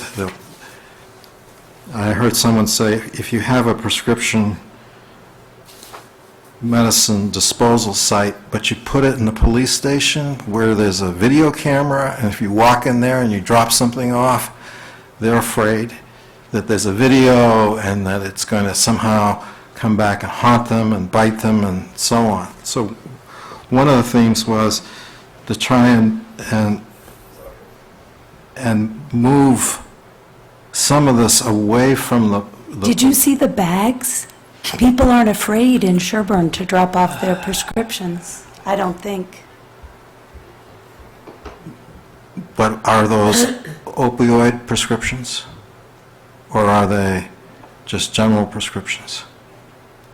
Does it matter? They're getting rid of unused prescription, usually pain medication. Yeah, well, all that's good. I'm just passing on thoughts that I just, things that I've heard said, whether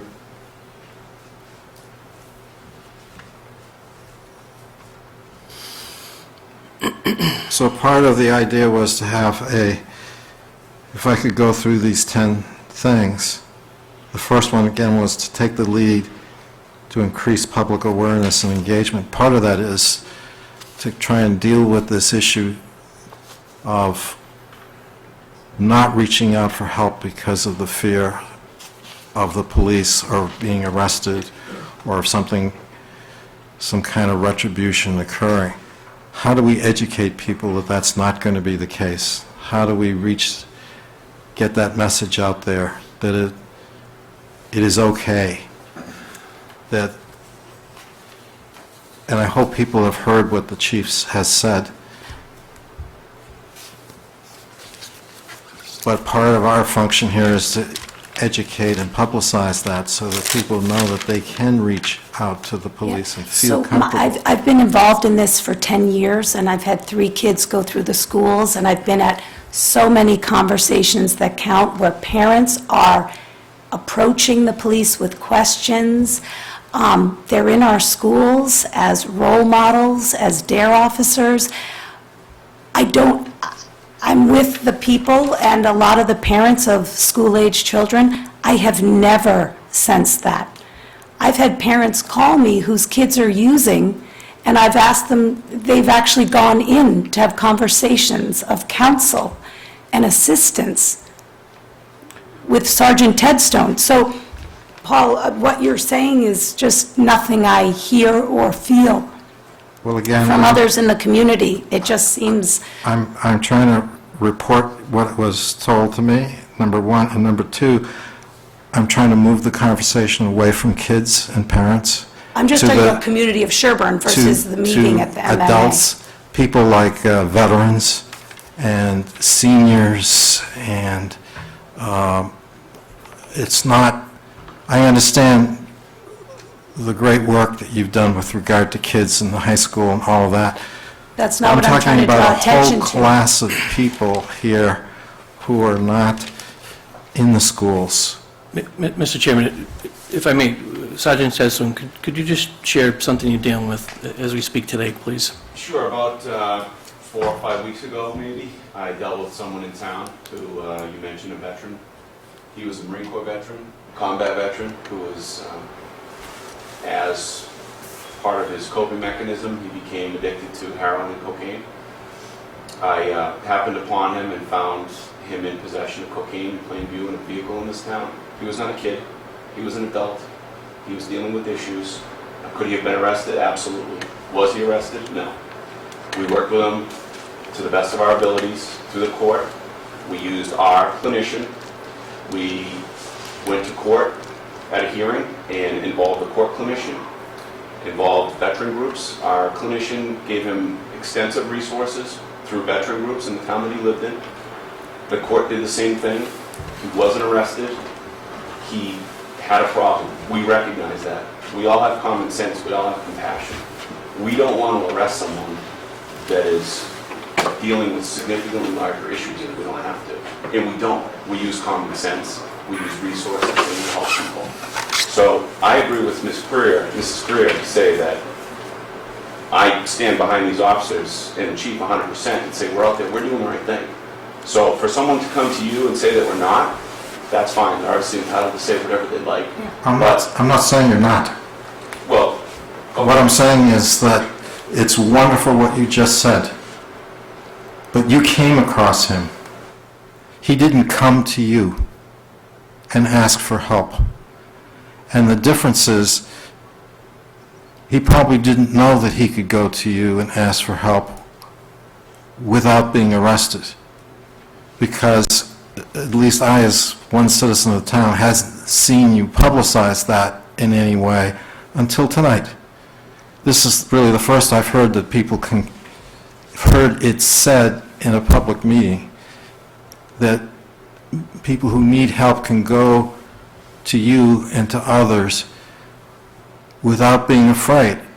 And so, like, the first thing that we're being asked to do is to publicize something like that so that people can feel, and I'm talking about adults, I'm not talking about kids whose parents are going to intervene and do things. I'm talking about adults, or like this veteran, that he could feel that he could drive to the police station and walk in and say, I've got a problem, will you help me? And not something that you run across in a patrol, not something you find on the street, but that he could feel comfortable. And for him to feel comfortable, he has to know in advance that he can walk into the police station and get the response that you just said, common sense. You can't assume that he knows that you're going to give him common sense. He'll be worried. Am I going to lose my veteran's pension? Am I going to be put in jail? Am I going to be ruined if I go to a police station? So part of this first point here is that if you have these good things that you're doing, is to say them. And that's part of the point of having this meeting. Say it so people know it. And people know that they can find help without being punished, even if they're doing something illegal, such as dealing themselves with heroin, that they'll be treated without being arrested. Now, I don't know where the boundaries are and how far that policy goes. It would be nice if that was articulated somewhere, put on your webpage so people know in advance to have that resource instead of being worried and afraid. What would happen to me if I went and knocked on the police door for that help that they really need? Because sometimes people don't know where to go, and they're really desperate. So I'm totally delighted that you just said what you did and what the chief has said, because I hope people out there hear that. I hope the newspapers report that they can rely on the police department without this kind of fear that they're going to be punished for reaching out for that help. Also, part of this education thing is that this meeting tonight shouldn't be a one-time thing. I mean, to get the message out to the community as a whole is not one meeting. It's not one discussion. It's changing a whole attitude out there of people who need help. It's the point of this first recommendation is sort of a continuous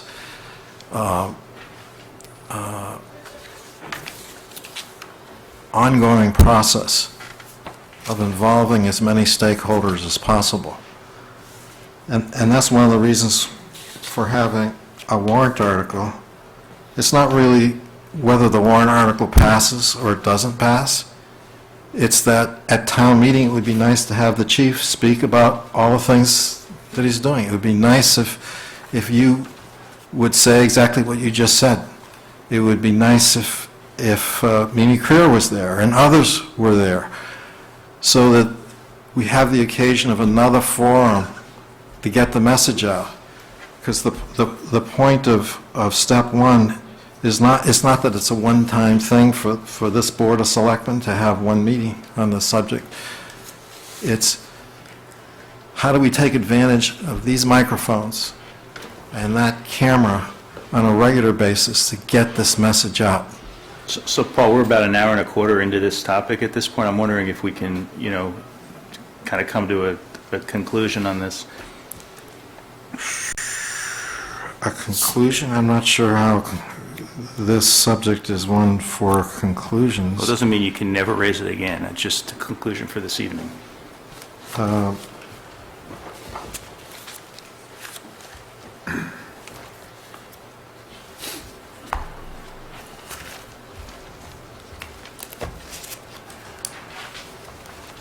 Well, I think, as I said in my opening remarks, a lot of people are doing a lot of good things. And by the MMA proposing that the elected leadership of the town do more, it's in no way intended to detract from anybody's activities. It's to bring more resources, particularly our ability to get access to things like cable TV and the media and the newspaper in order to get the message out there. There are so many things I could say. I mean, the chief took a long time.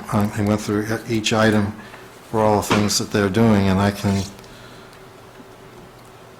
and do want to respond in the sense of here's what other people have been saying could be done on each of these things. Well, I did raise, sort of as a side conversation you and I had earlier, I did raise the thought of trying to maybe put together a little subcommittee where you would work with, somebody from the Board of Health or somebody from police or some other agencies to come up with some recommendations of things we might not be doing that we could do. I'm not sure we would get through that in this meeting. I mean, I really do think it's a thought exercise that's probably beyond the scope of what you can accomplish at a meeting like this. Right. It's something that I hope will be a continuing dialogue with all the stakeholders at many meetings going forward. But the point of having a meeting with 2 or 3 people to try and identify particular things is exactly contrary to what they're recommending. They're talking about involving the public, reaching out to the public. Well, it could be this Educating the April public. 6th meeting. Come on over to the meeting. That sounds like the They're all perfect there. Both situation. Police chiefs, headmasters, guidance counselors, clergy, district attorneys, guidance counselors. Sounds like that's your That group, inv- Paul. Come to the meeting. No, it's not, what I'm trying to say is, it's not a question of me going to those meetings. It's a question of how do we reach 4,200 people? And if you're inviting them all to come to that meeting, that's fine, but the odds are they're not going to come. Well, you could report back in your public setting here, maybe what you learned at the meeting, because everyone is coming together at that time. And the clergy are also reporting on the older citizens in town, both towns. Just an idea. We'd love to have you. Detective, yes. I mean, I actually think you sound pretty passionate about it, because I kind of agree with you about, like you're saying, get the message out. Obviously, it's not dependent on you attending or one person on the board attending, but I think Ms. Creer's offered to, why not extend it to people on the board to be an active participant? Because I know Chief Thompson, for our department, was a big proponent, started Ted Stone as part of SPAN, yes, before I began taking an active role in stand yes. I don't disagree with you that you can always think of other ideas to promote that we are here to help.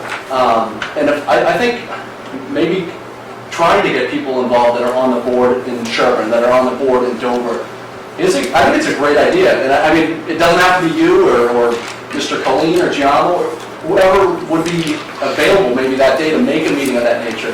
And after listening to you talk, I think I would love to have you at a peer leaders meeting, just get a different perspective and promote that message. Because I think promoting that message I think it's probably one of the most important things, to extend that hand, to make that message clear to everyone, not just the students, but these kids talk to their parents. I mean, one of these surveys that Ms. Greer did is that I think these students look up to their parents.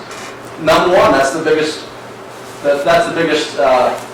motivator in their life is their parents. And I think a lot of conversation between parents and their students and their kids take place on a regular basis, and to have them maybe come back from one of these meetings and say, hey, Mr. Durensis was at this meeting and, he had these, I just think it continues to expand that conversation that you're looking to expand. And I think having someone like you or anyone involved in those groups, I think it's a great idea. And I think that you do sound like you're kind of passionate about getting that message out. I think it would be fantastic, personally. So that's just, and one thing to reach the 4,000 or to reach the 5,000, I know that they do send out the postcards to every household in the community. So if you go on the website, you can see these postcards that we send out that are prevention-based, and there's a Facebook page, so that is another way.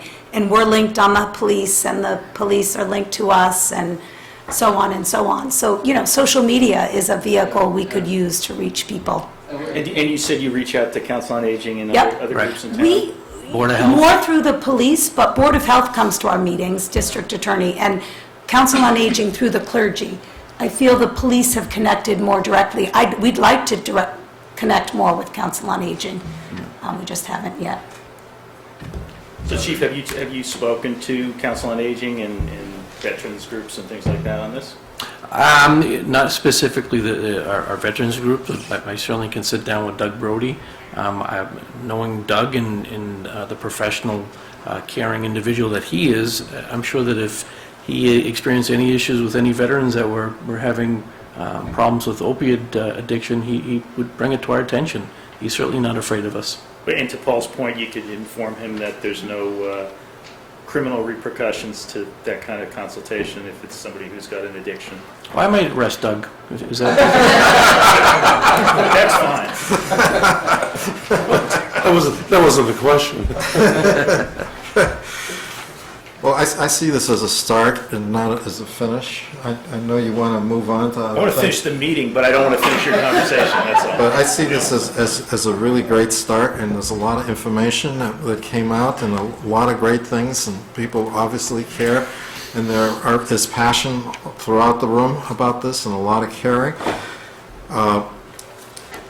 But there also is this warrant article, which I hope, if it goes on the warrant, to me, it's not pressing that it pass town meeting or not pass town meeting, although if it passes, I think that plugs us into a grid work. But I think it's important to have it on the warrant so that there can be time at town meeting for just what we heard tonight, that there can be, here's what the community has done so far, and here's the resources that are available. I think we need to find every opportunity we can. I agree with you on that. Spread the word. Everyone should be educated. Okay. I was just going to make a suggestion. Clearly, a lot is being done within the town of Sherborn. The great news is we don't have an issue. It doesn't mean we should not continue the conversation, right? We all agree on that. So the issue becomes how you reach the right population. I hate to tell you this, but heroin addicts aren't watching the selectmen's meetings. And in many cases, going to our town meeting. So we agree that we still want to continue the communication, and the key becomes, do you want to create another committee here, or do you put this back to the Public Safety Committee to continue the dialogue? There's already a core group of people who would be involved in this conversation. Invite people like Karen Jewell, who, by the way, is very involved in the community, as is the fire department, as we respond to people for emergency calls. So we do hear in many cases, and have the only who are represented as a result of the folks we have downstairs. But I just think it's a more efficient process that will achieve the same thing and allow us to come back with recommendations by putting it back to the Public Safety Committee as a point of consideration, when they come back and figure out the best means to communicate this to the people we're trying to get it across. And remind us again who's on the Public Safety Committee, if you could. Chairman.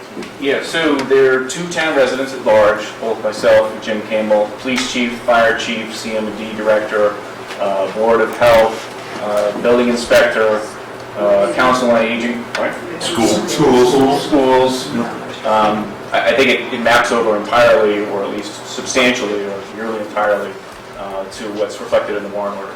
That's what I was looking at. Well, let me just say, I have some serious issues with the Public Safety Committee, which we will talk about when we get to the agenda item, that, in my view, everything's not right with that committee, and I'll explain why. I've got a whole statement I want to read. And so, at this point, until we have that conversation, I do not support putting it in that committee. Also, the whole point is not to have things done offline, but to have it done in ways that brings this thing up in a very public way and has wide dissemination, which means on cable and where people can hear.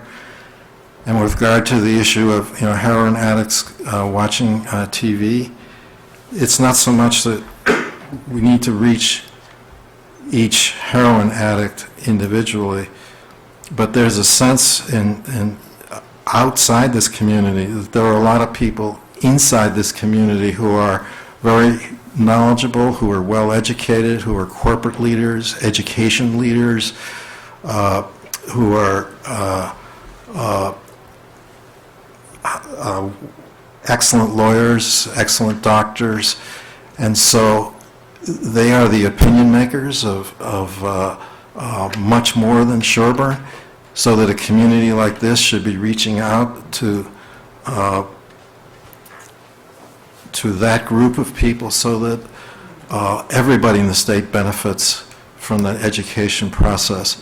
And what better place to reach that group than in the place where they live. So that was brought forward to me. I shared that with the chair as one of the reasons why communities like Sherborn that have those opinion makers residing in it should do their share. Okay, so we've got I guess a request by you, Paul, to reopen the warrant. I'm going to suggest that we table that because we do have another consideration of whether the Public Safety Committee should be the right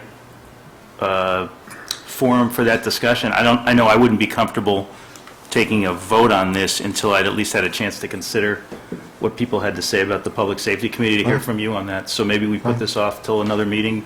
And a full board. And a full board. Mark will be here too?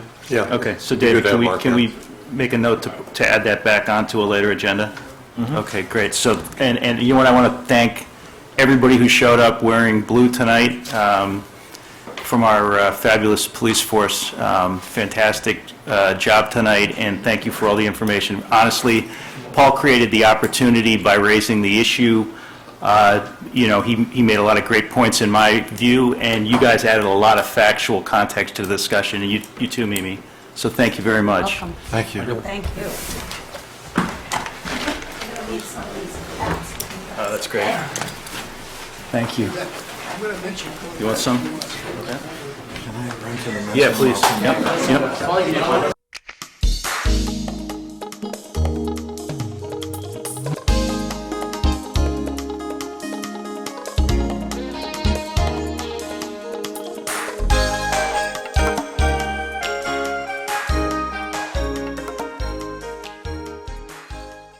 So the board to take up consideration of the right of first refusal, Unit 15, Leland Drive. Diane, do you want to walk us through this, or David, one of you?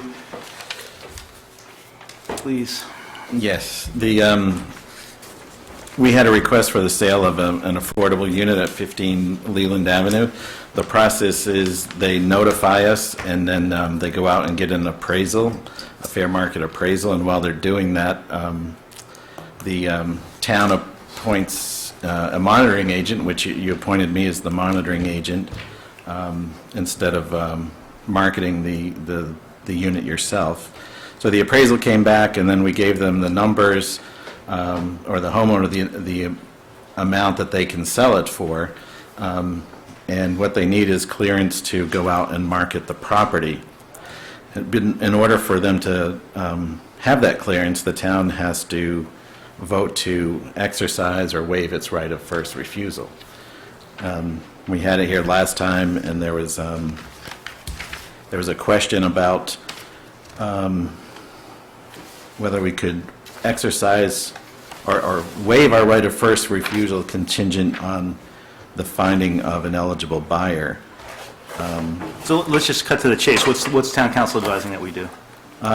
The town council said that they didn't think that you could do, retain some sort of rights in escrow as what was being proposed.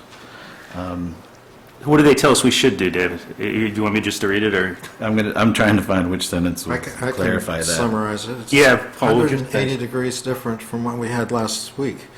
Last week, we were being asked to, All right, let's just summarize what this says, not rehash all the history. saying exercise the right of first refusal.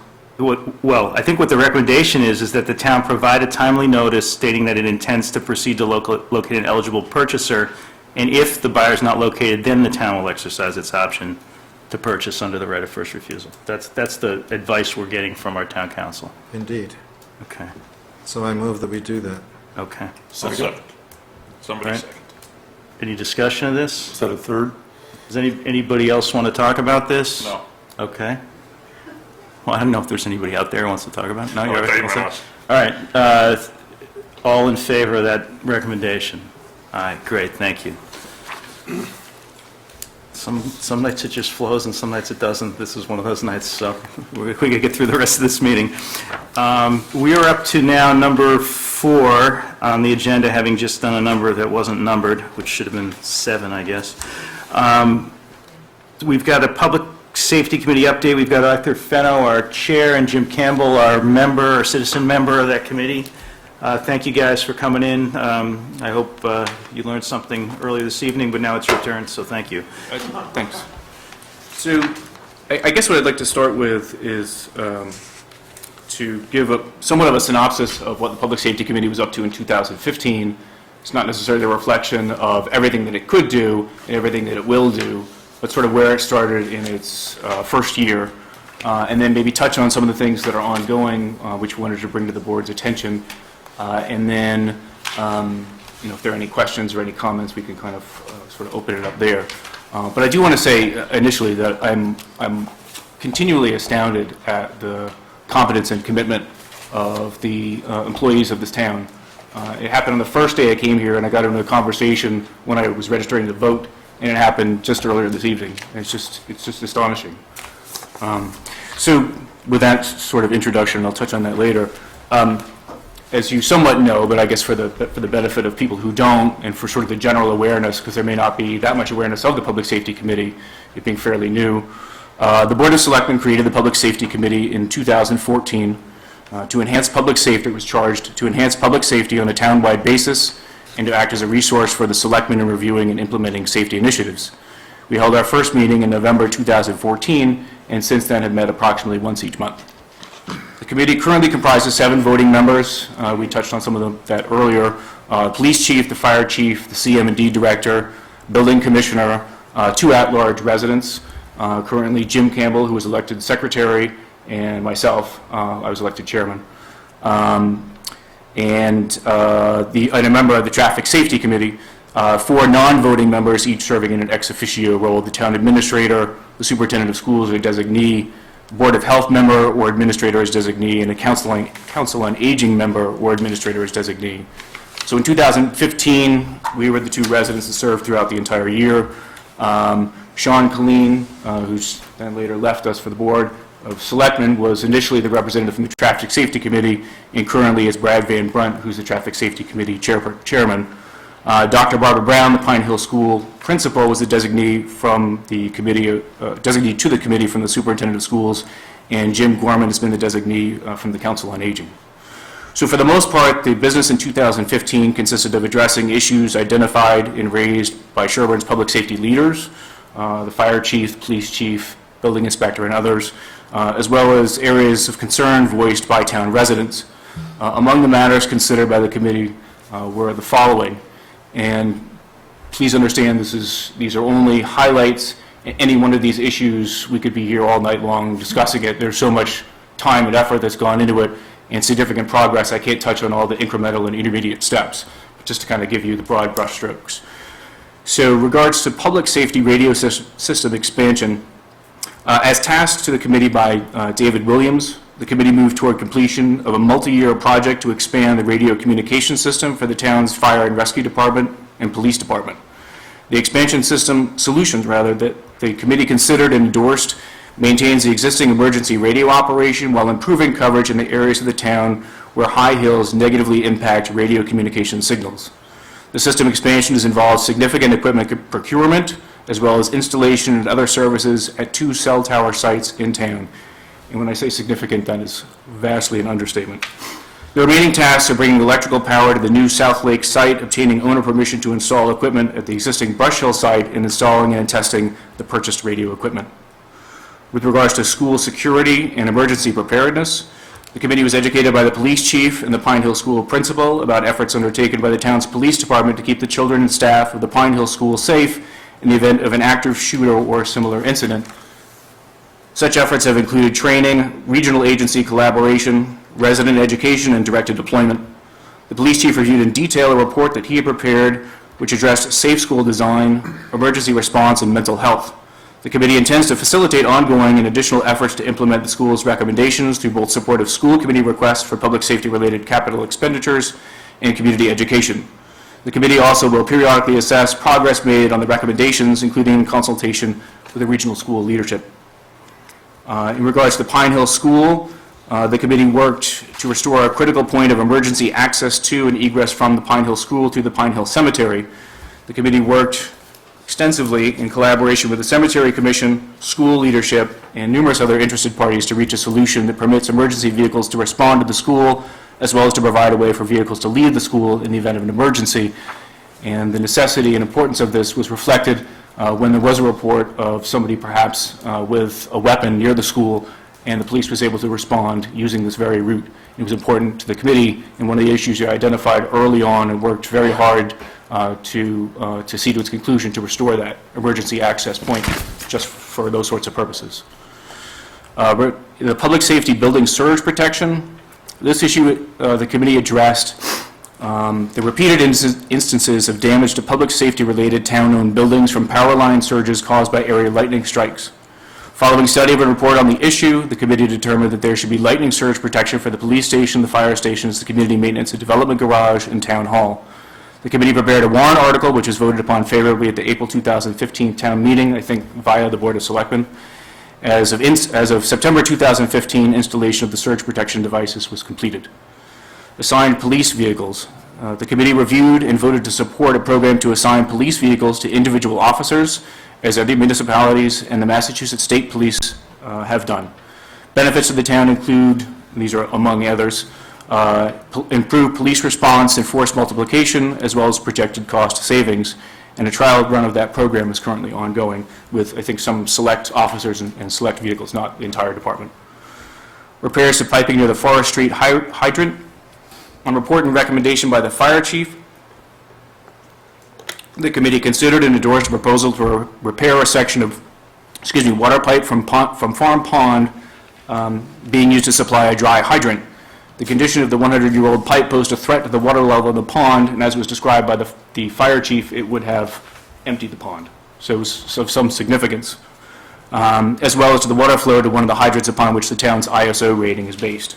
Members of the Fire and Rescue Department later presented the repair project proposal to the Capital Budget Committee, and in April 2015, town meeting voted to fund it. More recent issues include storm preparedness and response. As you can imagine, this was an issue brought up by last winter in particular.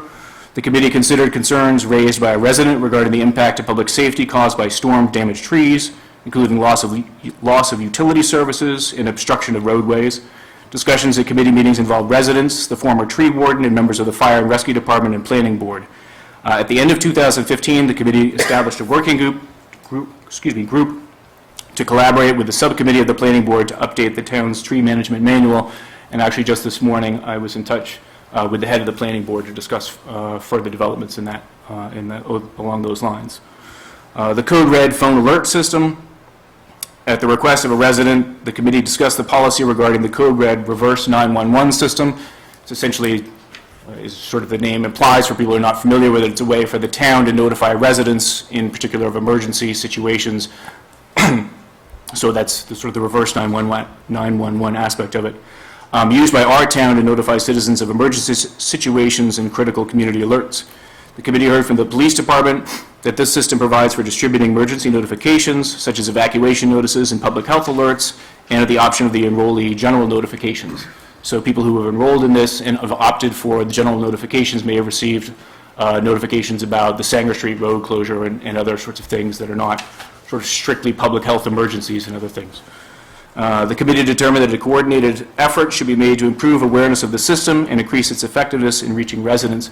And I'm going to put an asterisk on that because I think Jim has some additional information, but I just want to kind of round this out.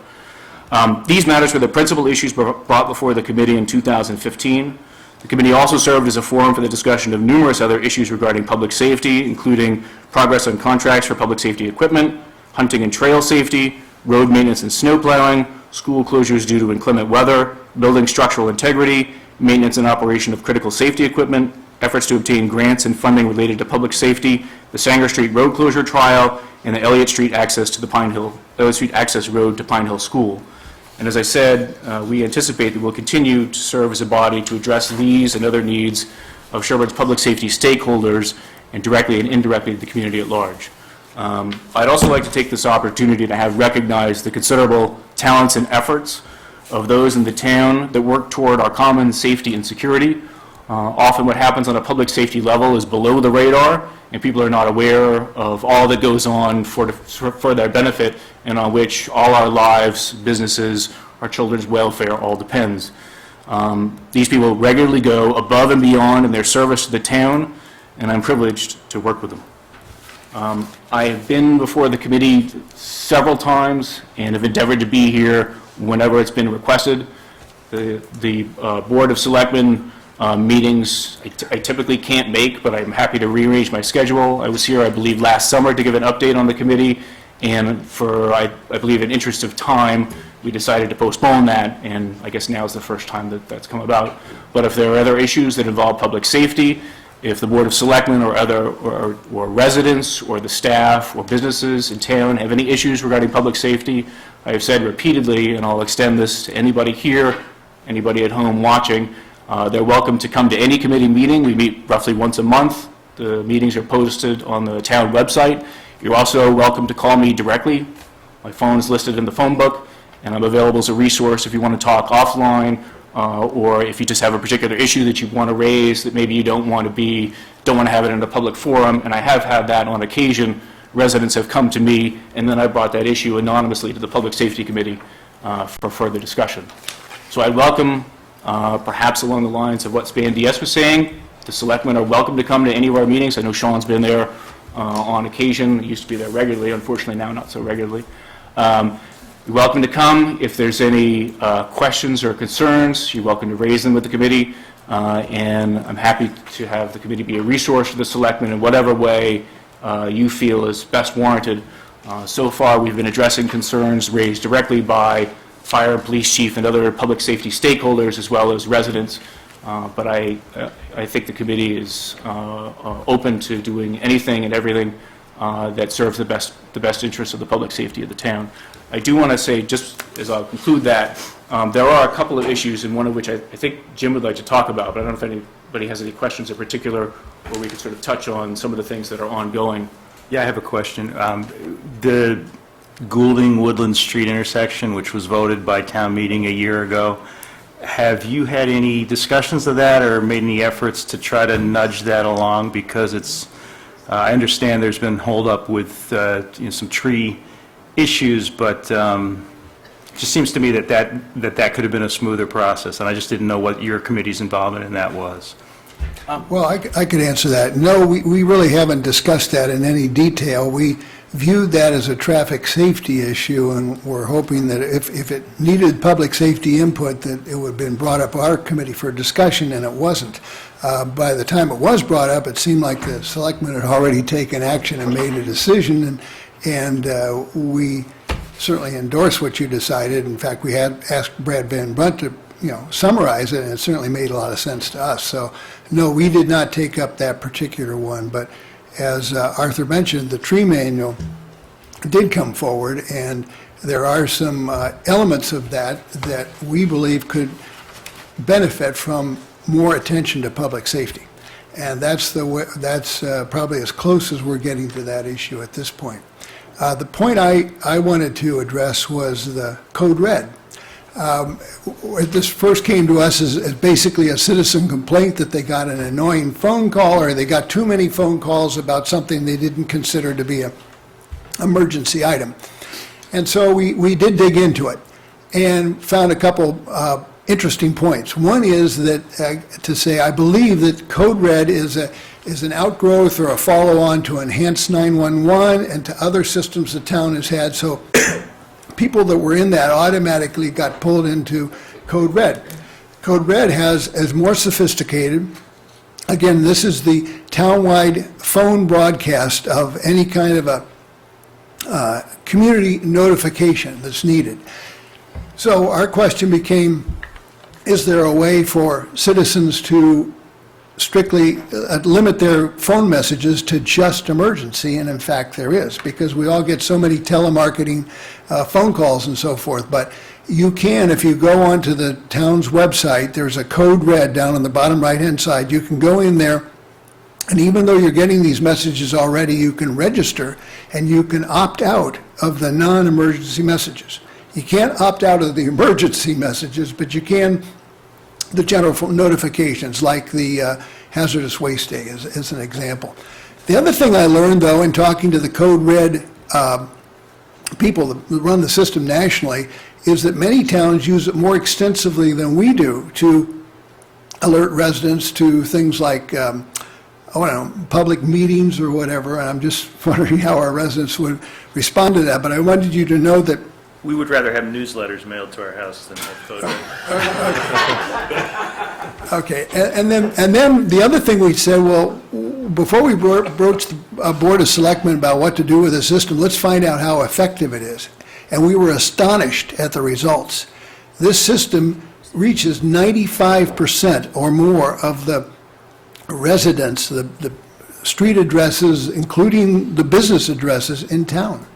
95%, because when I asked the fellow, what's the typical penetration, he said, well, it's 50 to 75%, but we're at 95%. So I think you should know that, because if there is emergency, you can be pretty confident that the word is getting out through this Code Red. That the newspapers or TV or anything don't come close to that in terms of penetration, 95%.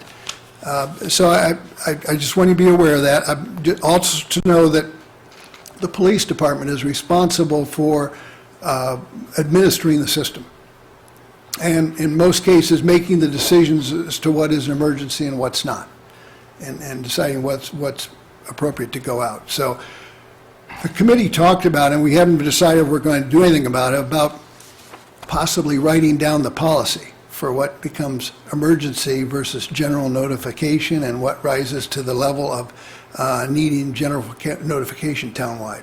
So those are still some open areas of it. But I think it is a good vehicle for improving public safety, making citizens aware. I know they used it for the road closure of Maple Street a couple times, and I believe they also used it for the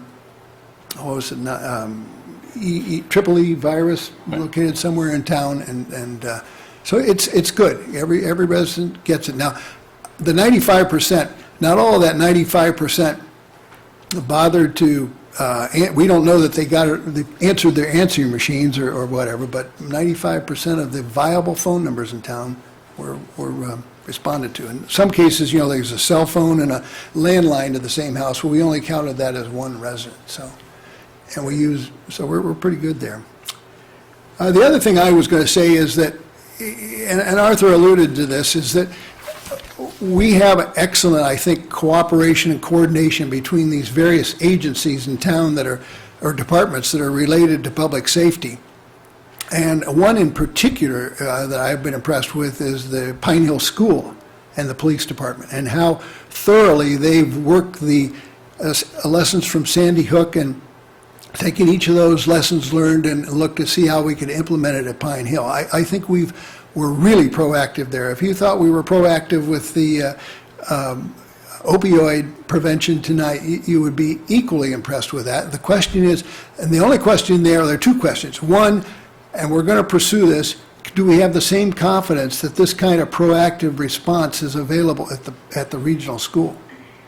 We just don't know, because that's a different set of headmasters and so forth, includes the Dover Police Department, but we're going to find out.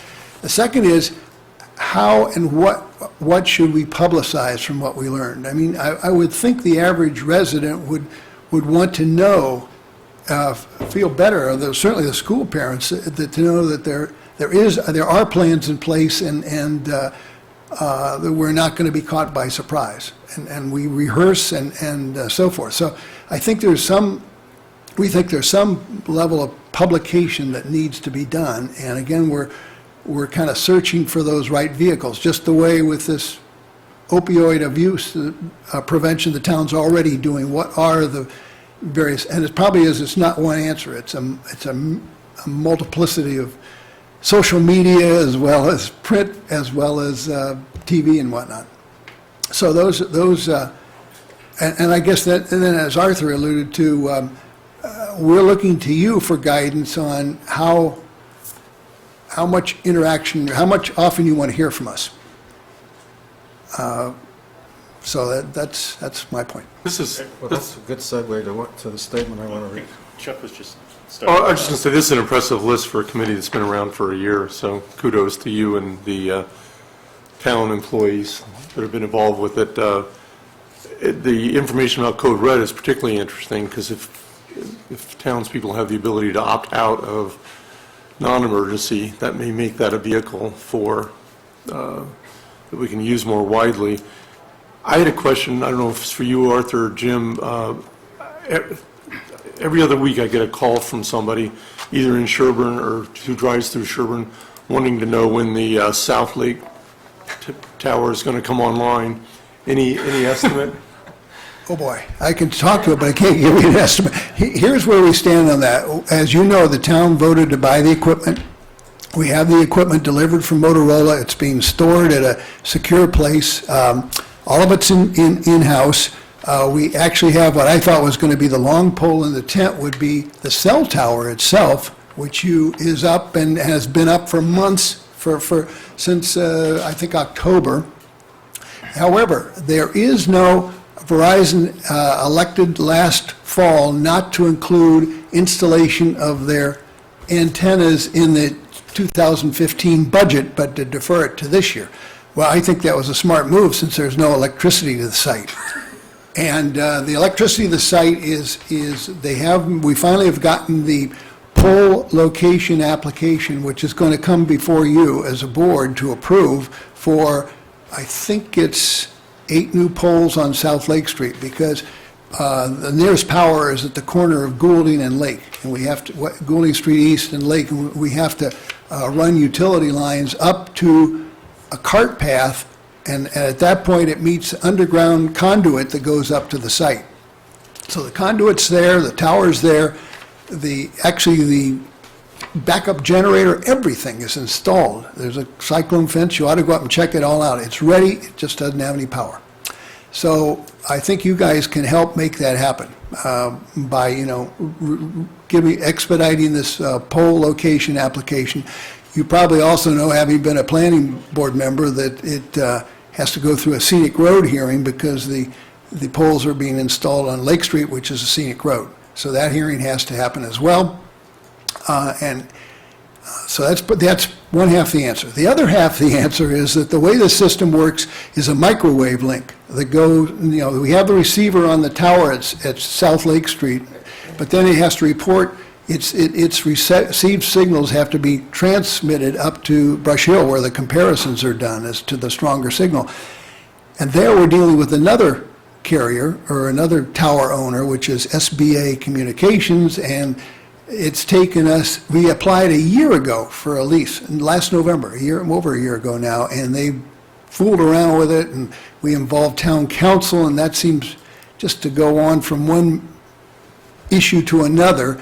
The latest is they want to add Verizon on that tower, and to do that, they have to strengthen the base of the tower, the concrete foundation, and it's not probably until that lease is signed with Verizon are they going to really sign a lease with us that will permit our microwave equipment to go on the top of that tower. So those are the two long poles in the tent right now, and we just, so the long answer is I hope by September we'll have a cell. Maybe the cell will be in before that, but I would hope that maybe the first half of the year we'll get after Verizon, but then the actual public radio system improvement on board will probably be more like September. Great. I'll tell the friends and residents in Sherborn in September and people from Medfield and Walpole commuting through on 27, I'll tell them maybe a year from now. So. Okay. You good? Paul, you had something to... Yeah, yes, Is this like Nikki Haley? We had the State of the Union and now we're going to have the rebuttal? yeah. First, let me say I recognize the value of volunteer time and very much appreciate everything that everybody's been doing on this committee. But as I said before, all isn't right here.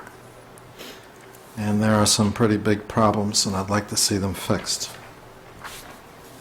So I have this prepared statement, and here's what it says. First, according to the records in the Board of Selectmen's office, you have never had a valid meeting.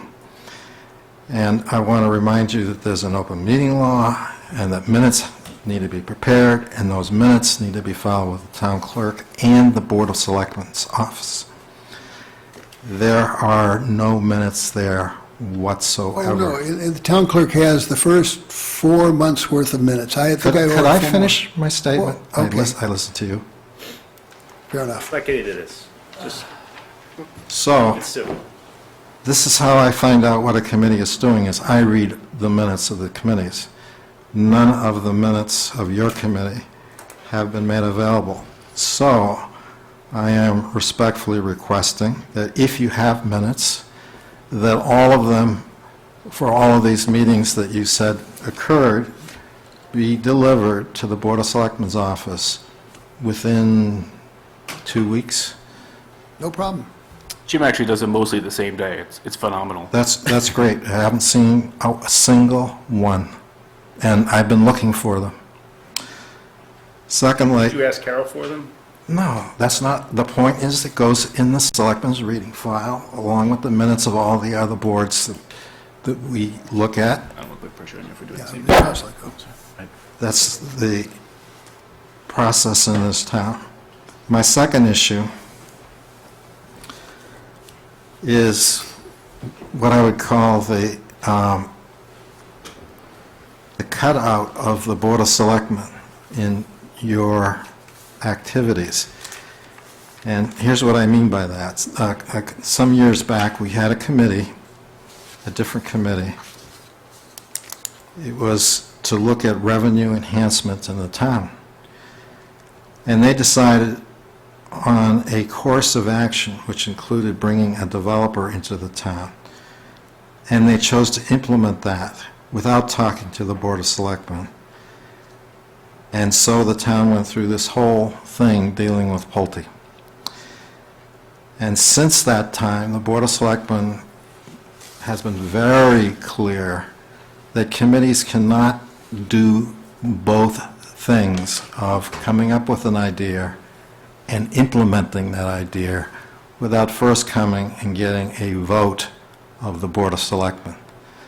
And instead, when I look at your list of accomplishments, it's pretty much a list of things that should have gone to the Board of Selectmen and did not.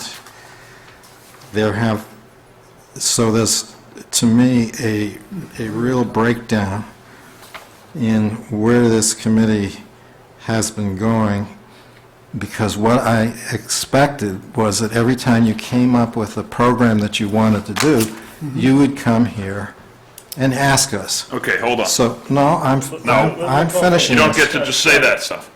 You can, finish, and then you'll have a rebuttal time. Okay, so, before then.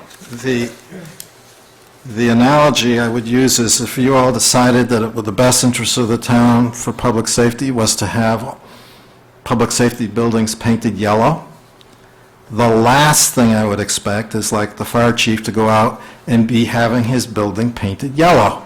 Because what's necessary is you first come here and talk to us about should the building be painted yellow.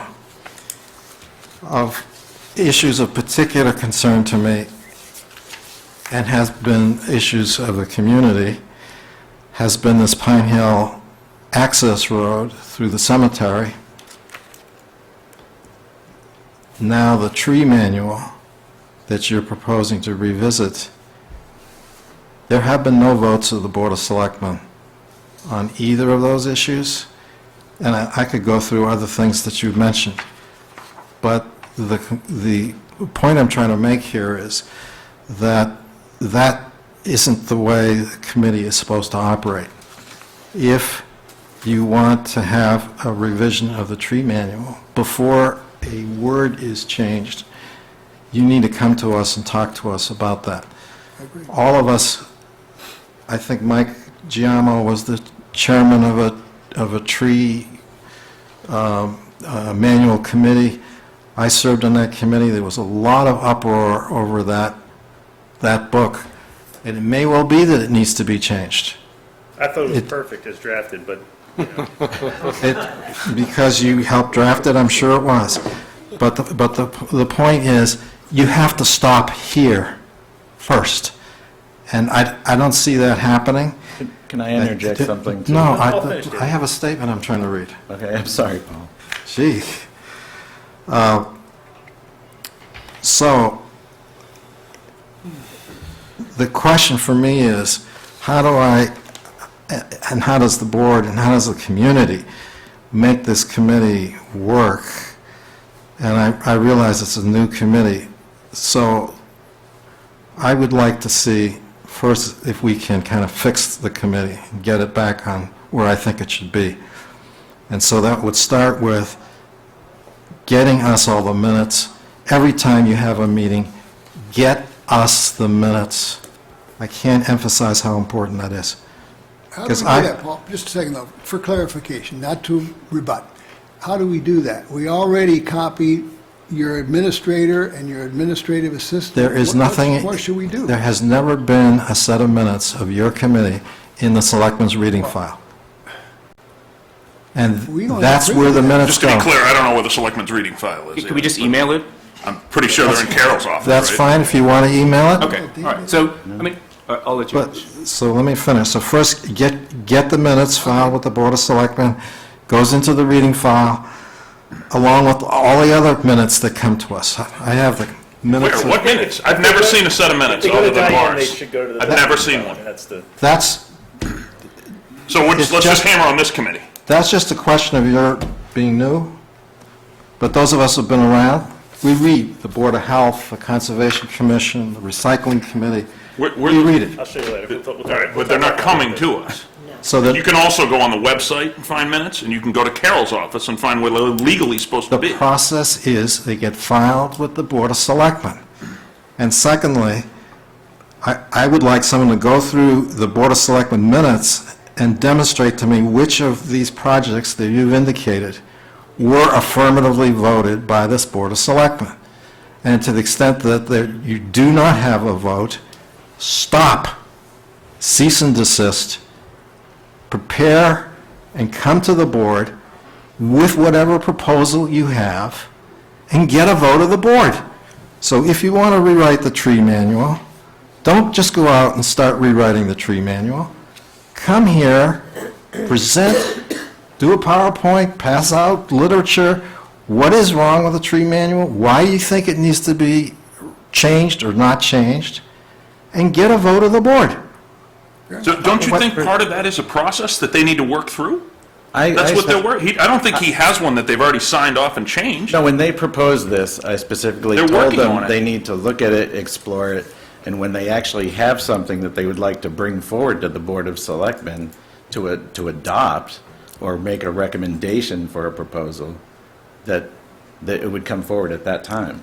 I didn't instruct them to come ask you if they could spend time researching or coming up with options to amend the proposal.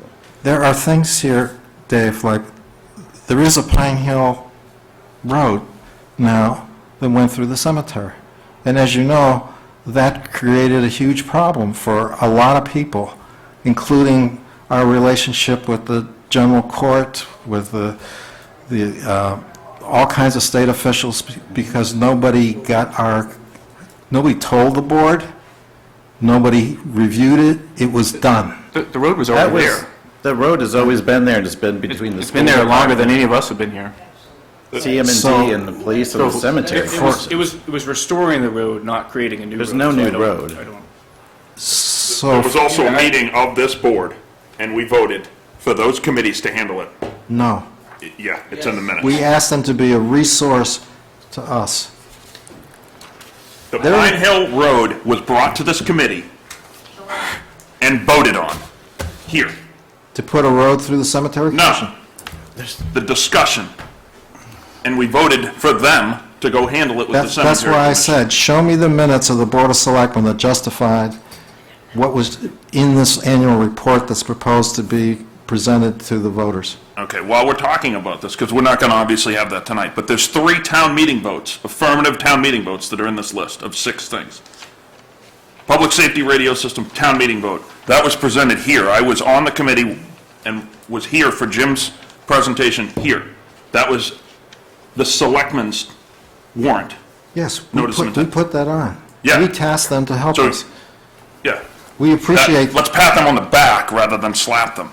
The public safety building surge protection, that was your town meeting vote. Thanks to Jim. yes, Repairs to the piping and forest, that was the fire department. They endorsed it. since that thing has gone in, I've received several communications that has turned out to be Again, not working and a sort of a that's great, disaster. okay. But you're sitting with the guy that fixed it, you're sitting with the guy that tested it, so bring that to me. But don't take that out on Jim Campbell and Arthur. I for don't a know that committee. because there's been no report from them. That's great. on that. They It's endorsed it. nice that you know it, but why not inform us and the public? That's all I'm He's listing saying. it as they That's why endorsed we it. need Mark Brandon, because he sits right there, and it creates more distance. Let's just tone it down and... I'm talking about communication. I'm talking about a committee that needs to report to the Board of Selectmen more rather than less. Frequently, he just reported that he You're hasn't presenting it been as there. if they haven't, and I'm presenting that, that's false what you're saying. All of these things have been presented. Not all of them, The 3 of them went to town meeting.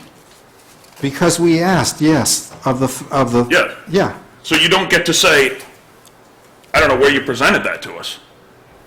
I can find the YouTube video where it was presented to you. You said thank you, and then we took it to town meeting, and the entire town voted in support of it. That particular item, yes. 3 of them. But some of these things are ongoing.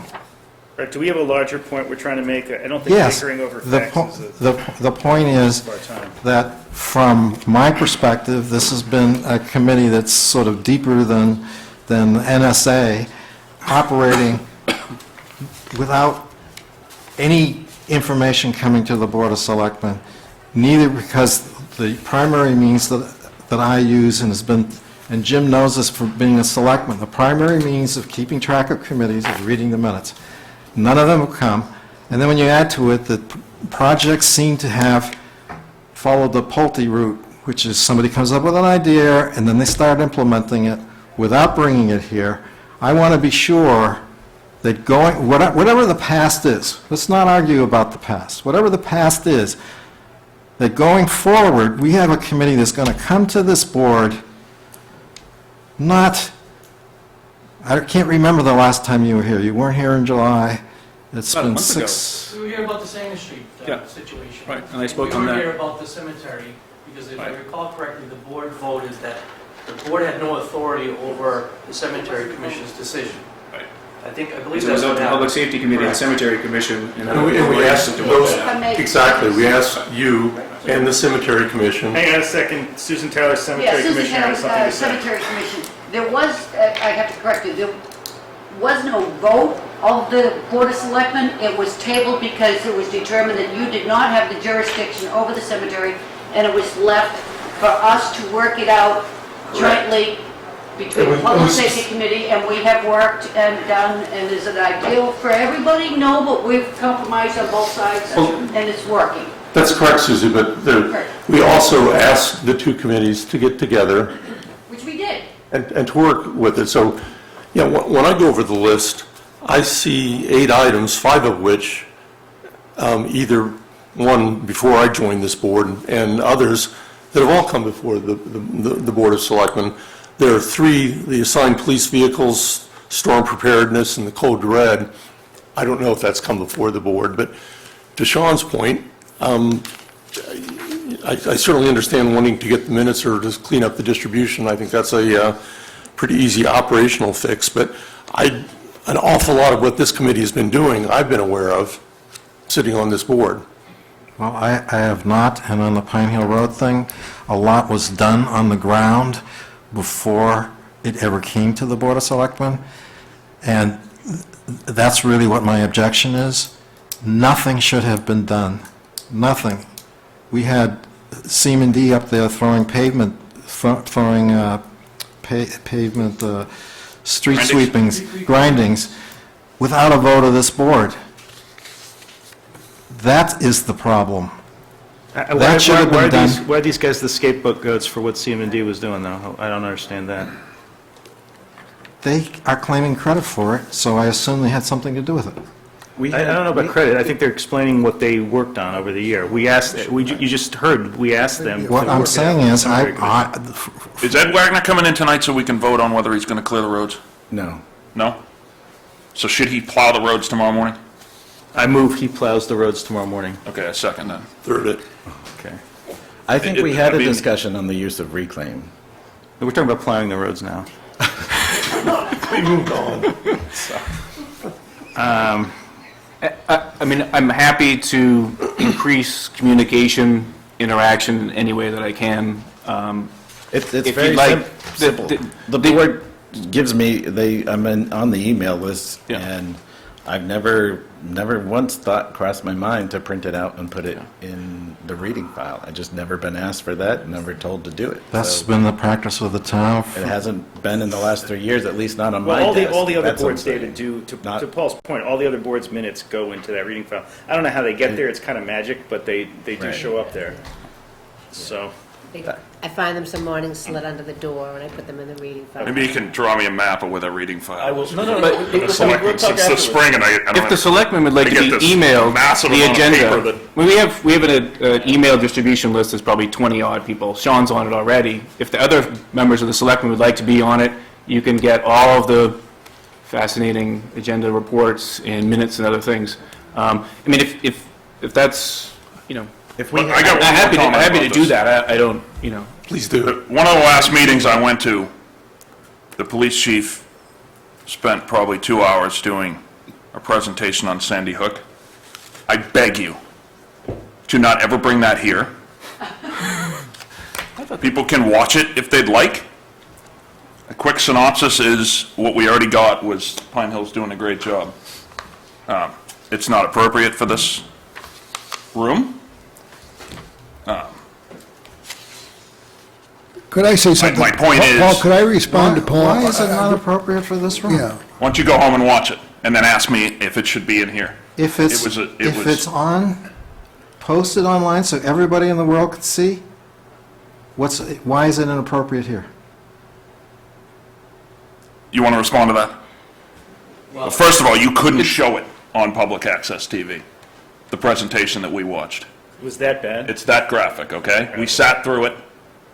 The Public Safety Committee did what they need to do. Did you vote to warrant- go into executive session? No. So already, there's another violation. I should have voted to go into executive session to discuss deployment of security. I really want to whatever it is. dispel any idea that the Public Safety Committee has been operating in anything but in strict accordance with the open meeting laws. I can't let that go without comment. According to the record in the Board of Selectmen's meeting, you have never had a proper meeting yet. If you're going by But the I'm- minutes, I'm willing to look at, and I'll read every one of your minutes. Go get them. Well, I assume you get them. We feel responsible to notify your administrators, and that we assumed that they would then put That is copies not- in your reading file. That's not the case. Well- You've heard him say it's not the Well, case. shouldn't it be? You know what? That's a different issue. This is such an unproductive use of our time. It just is. This is not. Well, it's there not is going one, anyplace. Mr. Chairman, there is one point that Paul has made that I would like to support him on. Okay. That's Believe it or not. Okay, and that is on the tree manual.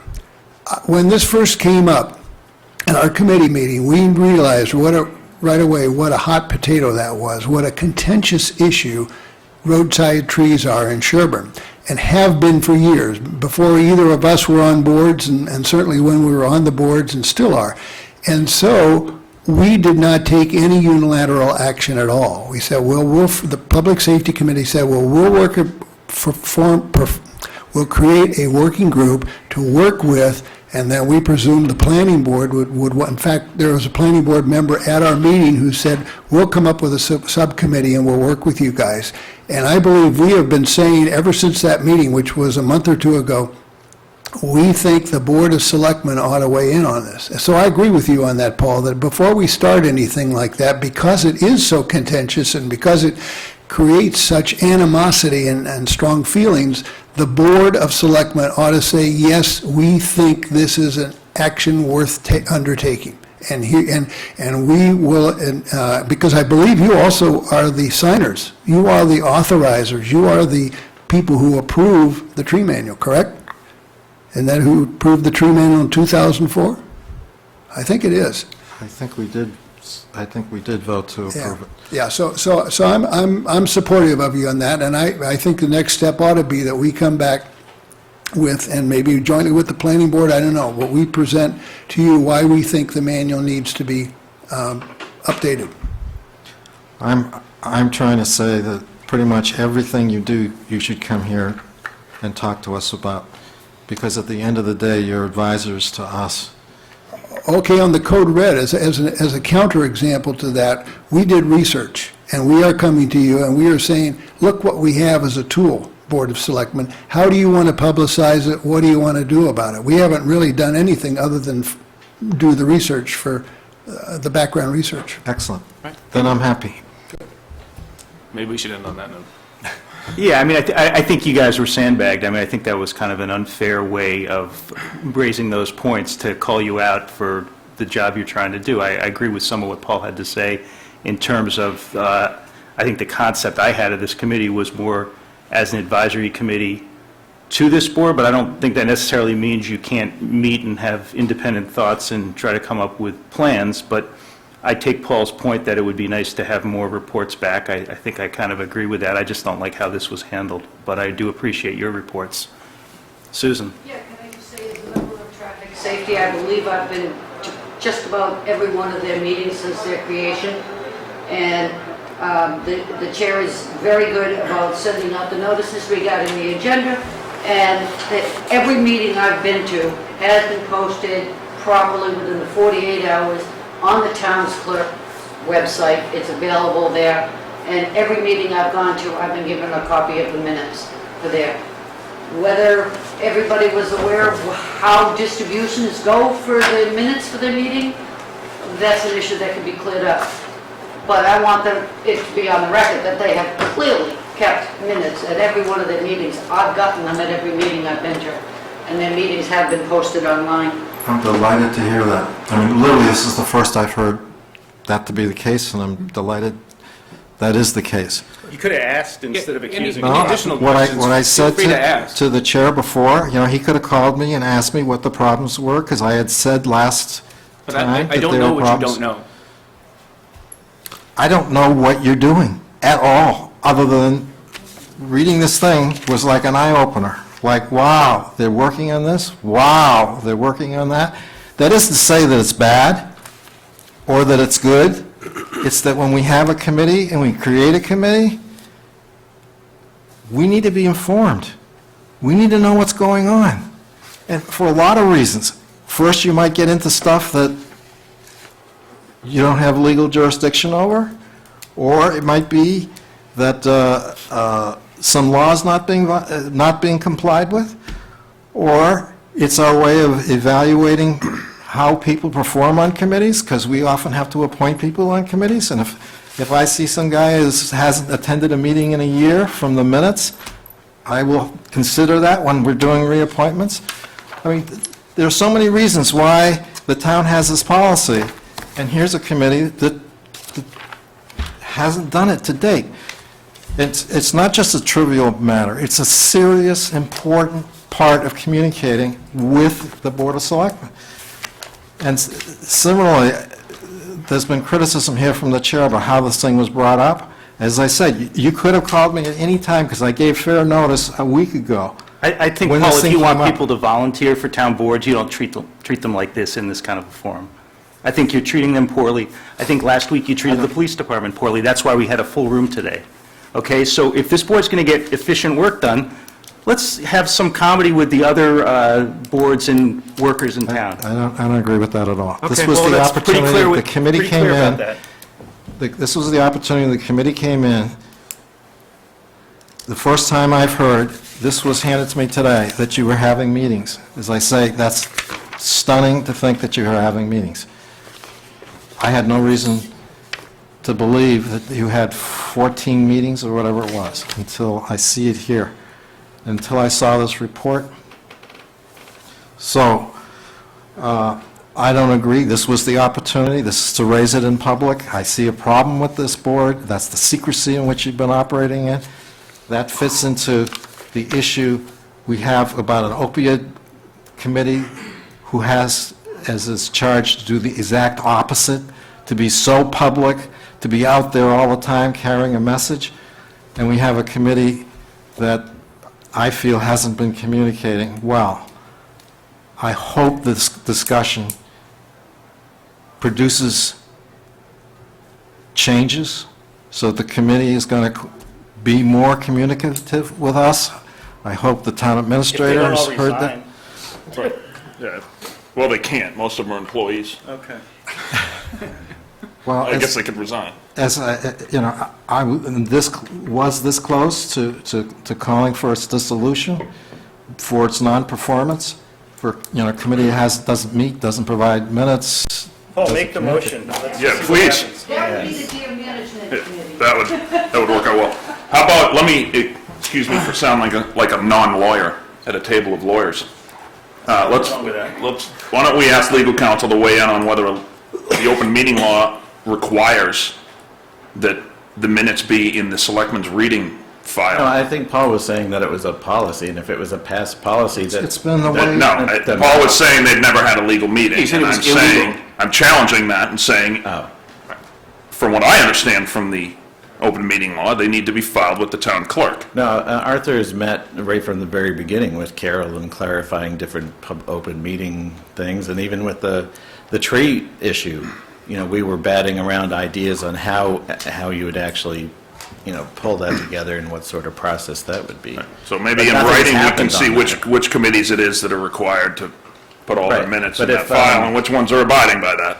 We'll start printing out minutes and Well, putting in there. I think there's a file, to Paul's point, there's a file that has the minutes, as Diane says, they're slid under the door. It's terribly organized, and maybe one thing we can do offline is think about a way to make that more accessible to the five of us and put some organization behind it. I mean, it's just a mishmash of, dates and committees in no particular order, and I know Paul reads through all of them, and I read through some of them, and I don't know if others read, but Most of the ones I read off the website. I don't know, are yours posted on the website?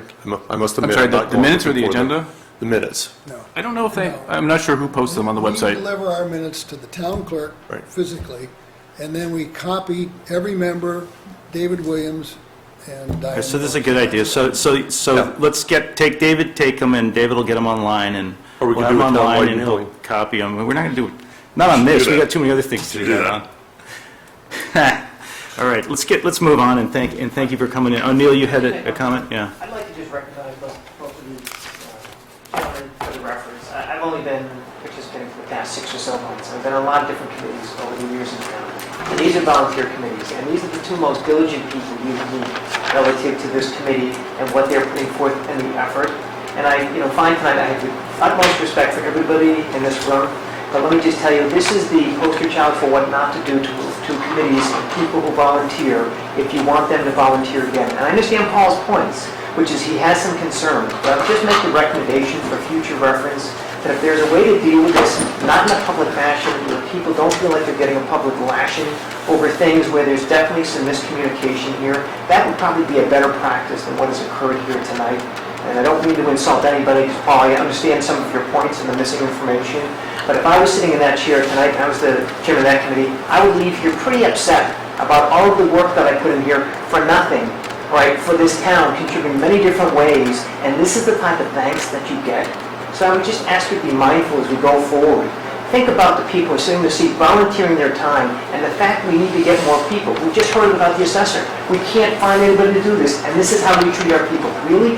I'm sorry to have to say that. Thank you. Let me just say, since you brought that up, first I said that to the chair, pretty much exact statement outside this meeting. I am not the one that scheduled him to be here. This was my first opportunity to bring this thing up. I said to him, I wish we could have had this discussion offline. I brought this thing up last week because someone said, let's dump the opioid work onto this committee. And I said at that point that I had problems. Nobody called me, nobody asked me what the problems were, and suddenly he's on the agenda, which I find out 24 hours ago, whoever it was when I picked up the package Wednesday I morning. emailed it to you Monday, at the end of the day, Monday. Wait, Whatever it no, was. you didn't find it was on the agenda. David last week said, would you like me to ask them to come into the next meeting? The police, fire, and It was public at safety. this I was asked to come meeting. here. Yeah, exactly. That's right, you were here. I asked you to be here. And my first thing I said was, I very much appreciate the volunteer work. This was the first thing I said. I think it was lost But in the rest of the... It may have gotten lost, but it was there, number one. And number two, the point is to fix this committee, because it has great potential, and I hope we can fix it. Nothing. I don't have anything to add. All right, can we move on I to think- the I think to Mike's point. health insurance update, David?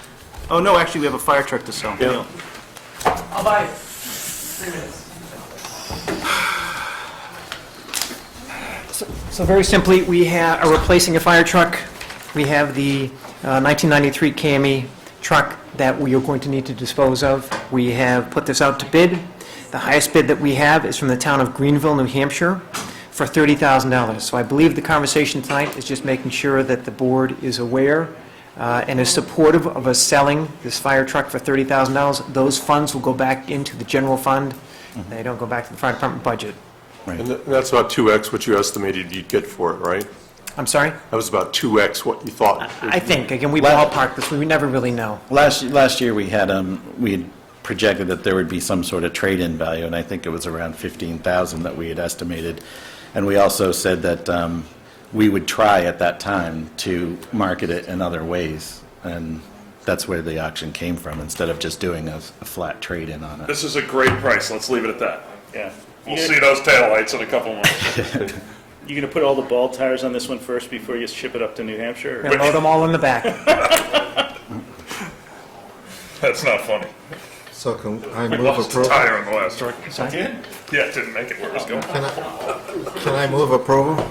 Yes. I move to sell a 1993 KME fire truck, VIN number 1M2K195, C4M004189, to Greenfield, New Hampshire Fire Department for $30,000 as a result of a public auction, and to be delivered upon acceptance and service of a new replacement engine. Second. By service, I mean place in service. Is that Yes. Service a new truck. Open that for comments. So, I can explain. comments? Sean wants to comment. What, we're bringing in the new truck. Obviously, a brand-new truck isn't even close to being in service. We made provisions to house both trucks at Station 2 for a period of time. You obviously can't leave a fire engine outside while we're making most of the switch over. There's a lot of new equipment. There's obviously some stuff that just goes from one truck to the other, so you flip the switch at some given day. We can't put a date on that. We'll have a delivery of our truck, and then there's a period of time where radios and everything need to get installed. So when is have a projection of when it might be? What's your, It's do we know about- the projection of It's the, about March 1st. March for this? The delivery is, I'm sorry, it is in, I think, 2 weeks. Oh, we're getting the new fire truck in 2 weeks? We are. Oh, that's great. Well, that's exciting. you don't get to see it, unless you go over to Farm Why Road. don't you get to park it out in front of the street there? If you bring your Dalmatian down, you can That's sit what on it is. Yeah. Okay, all in favor of this great sale? Thanks, Neil. Great, thank you so much. Thanks, Chuck. All right, health insurance update, David? I was going to read the letter that I've been working on with council to distribute to the unions. And Is that a public thing you would read? well, I talked to him, and he said, under the guys are keeping everything open, he didn't see any problem with giving this information. It's Great. nothing new to anyone. Does that refer to Maya in there? Yes, it says that. Yes. Okay. You're not asking for any action from us? No, I'm just reading the notification to the unions. Okay. So cover your ears when they get to the word Maya and the rest of it. You can I wanted to provide the unions with a brief update on the town's proposed health insurance changes, as well as an outline of the steps and contingencies that need to be taken. As you know, the town is considering leaving the West Suburban Health Group, but offering a Massachusetts interlocal insurance copay-based HMO plan and plans with $250, $750 deductible of what has been discussed. This idea has been unanimously endorsed and supported by the Insurance Advisory Committee that has met for several months, since it appears to benefit both the town and the employees to withdraw from West Suburban Health Group. We are currently in the process of providing additional specifics of the proposed plans to each union and meeting with each union as soon as possible, which the meetings are all set up for Monday, to go over the proposed plans. The town very much appreciates all of the cooperation shown by each of the unions and the school leadership thus far in this process. The town's first choice is for all of the unions to agree to the town's proposal to change to the Maya plans effective July 1, 2016. Unfortunately, West Suburban Health Group has very recently implemented several unfair, onerous, and inequitable amendments that purport to require that the town notify West Suburban Health Group of its intentions before February 15, 2016. As such, the Board of Selectmen will be meeting next week to discuss a withdrawal from the West Suburban Health Group on February 12th. In order to ensure that the town can legally provide health insurance to its employees on July 1, 2016, the town needs to also vote on February 12th whether to engage in the process to change health insurance benefits under GL Chapter 32B, Sections 21 through 23, that were passed a couple of months ago in the Selectmen's meeting. Due to the timeliness associated with the procedures set forth under Sections 21 through 23, this must be done as a precautionary measure in case the town and the unions cannot reach voluntary agreements on moving to Maya. We want everyone to understand that the town's first priority continues to be reaching an agreement with all of the unions on changing to Maya rather than proceeding with the healthcare reform process. Assuming such an agreement can be reached, the town will discontinue the healthcare reform process contained in Sections 21 through 23. Please feel free to contact me with any questions, as the town wants to be sure that everyone and all of the unions understand this process and the possible contingencies that are being forced on us. Thank you for your attention to this matter, and this letter will be going out to each of the union presidents tomorrow. Just a question. You made reference to a meeting on February 12th. That's the morning meeting I mentioned to you before. Right, so I just want to put on the record that I'm not going to attend that meeting, not because I'm not available, not because I'm not interested, but because I'm recused. And it's been told to me by the chair that the only issue being discussed there is the item that I am recused The on. health insurance item, yes. Yeah, that's why we didn't want to So take for that anything else on reason, that agenda. I won't attend that meeting. That's right. If there's a change and you start loading it up with other things, then We're not loading it up. It's a 9 a.m. meeting. It's going to be unloaded. This is enough of an issue. But thank you for making that clear, Paul. That was important. And thanks, David, for the letter. Now, that letter didn't go out last week. Is that right? This letter didn't. This is a new letter. It's the new one. Never been out. That's the new letter. When's that going out? This is the Tomorrow. result of our last discussions. This will be going out tomorrow to the unions and to the Great. school committee and But everybody's been given a heads up on that anyway, you said. that they're, yeah, a little bit. Okay. But this was just wrapped up 5 o'clock, 5:30 tonight when, I had a conference call with the attorney, so Okay. nobody would have received a copy of that. Okay. But I can give Frank a copy if that's what. Originally, this was March 1st, right? They changed it. They moved the ball. They keep moving the ball. In actuality, our contract with West Suburban says March 31st. At some point, that turned into them telling us it would be March 1st. March 1st, right. And then the day that the selectmen went to vote, it was changed to February 15th, which further put everything under the gun. So the contract is just for them and not for us? Yeah, so that plays into the point of what we've been doing here, because we've been talking about this for many months. And we can talk about most of it in open session, but a lot we can't. But we haven't been changing these dates. They have. Every move we make, it's a little chess game, and they change it. So while there's some people that don't really understand and definitely don't like the process we've been going through and fear the process we may undertake, in other words, enacting those statutes, we didn't choose this. We didn't choose to change all these dates and shorten our timeline to the point where we have to do that. We're within days of being able to even meet with the unions. And that's not fair, but we didn't create that. What we would have been able to do is have a little bit more time if we had done it months earlier. But in an effort to not upset the public, the unions, the employees, we didn't do that. We waited and waited. Mark came and said, the schools asked us to wait, so we waited another meeting. All of those things played into the fact that we don't have hardly enough time to do it. So we have to basically take two processes at the same time because of that.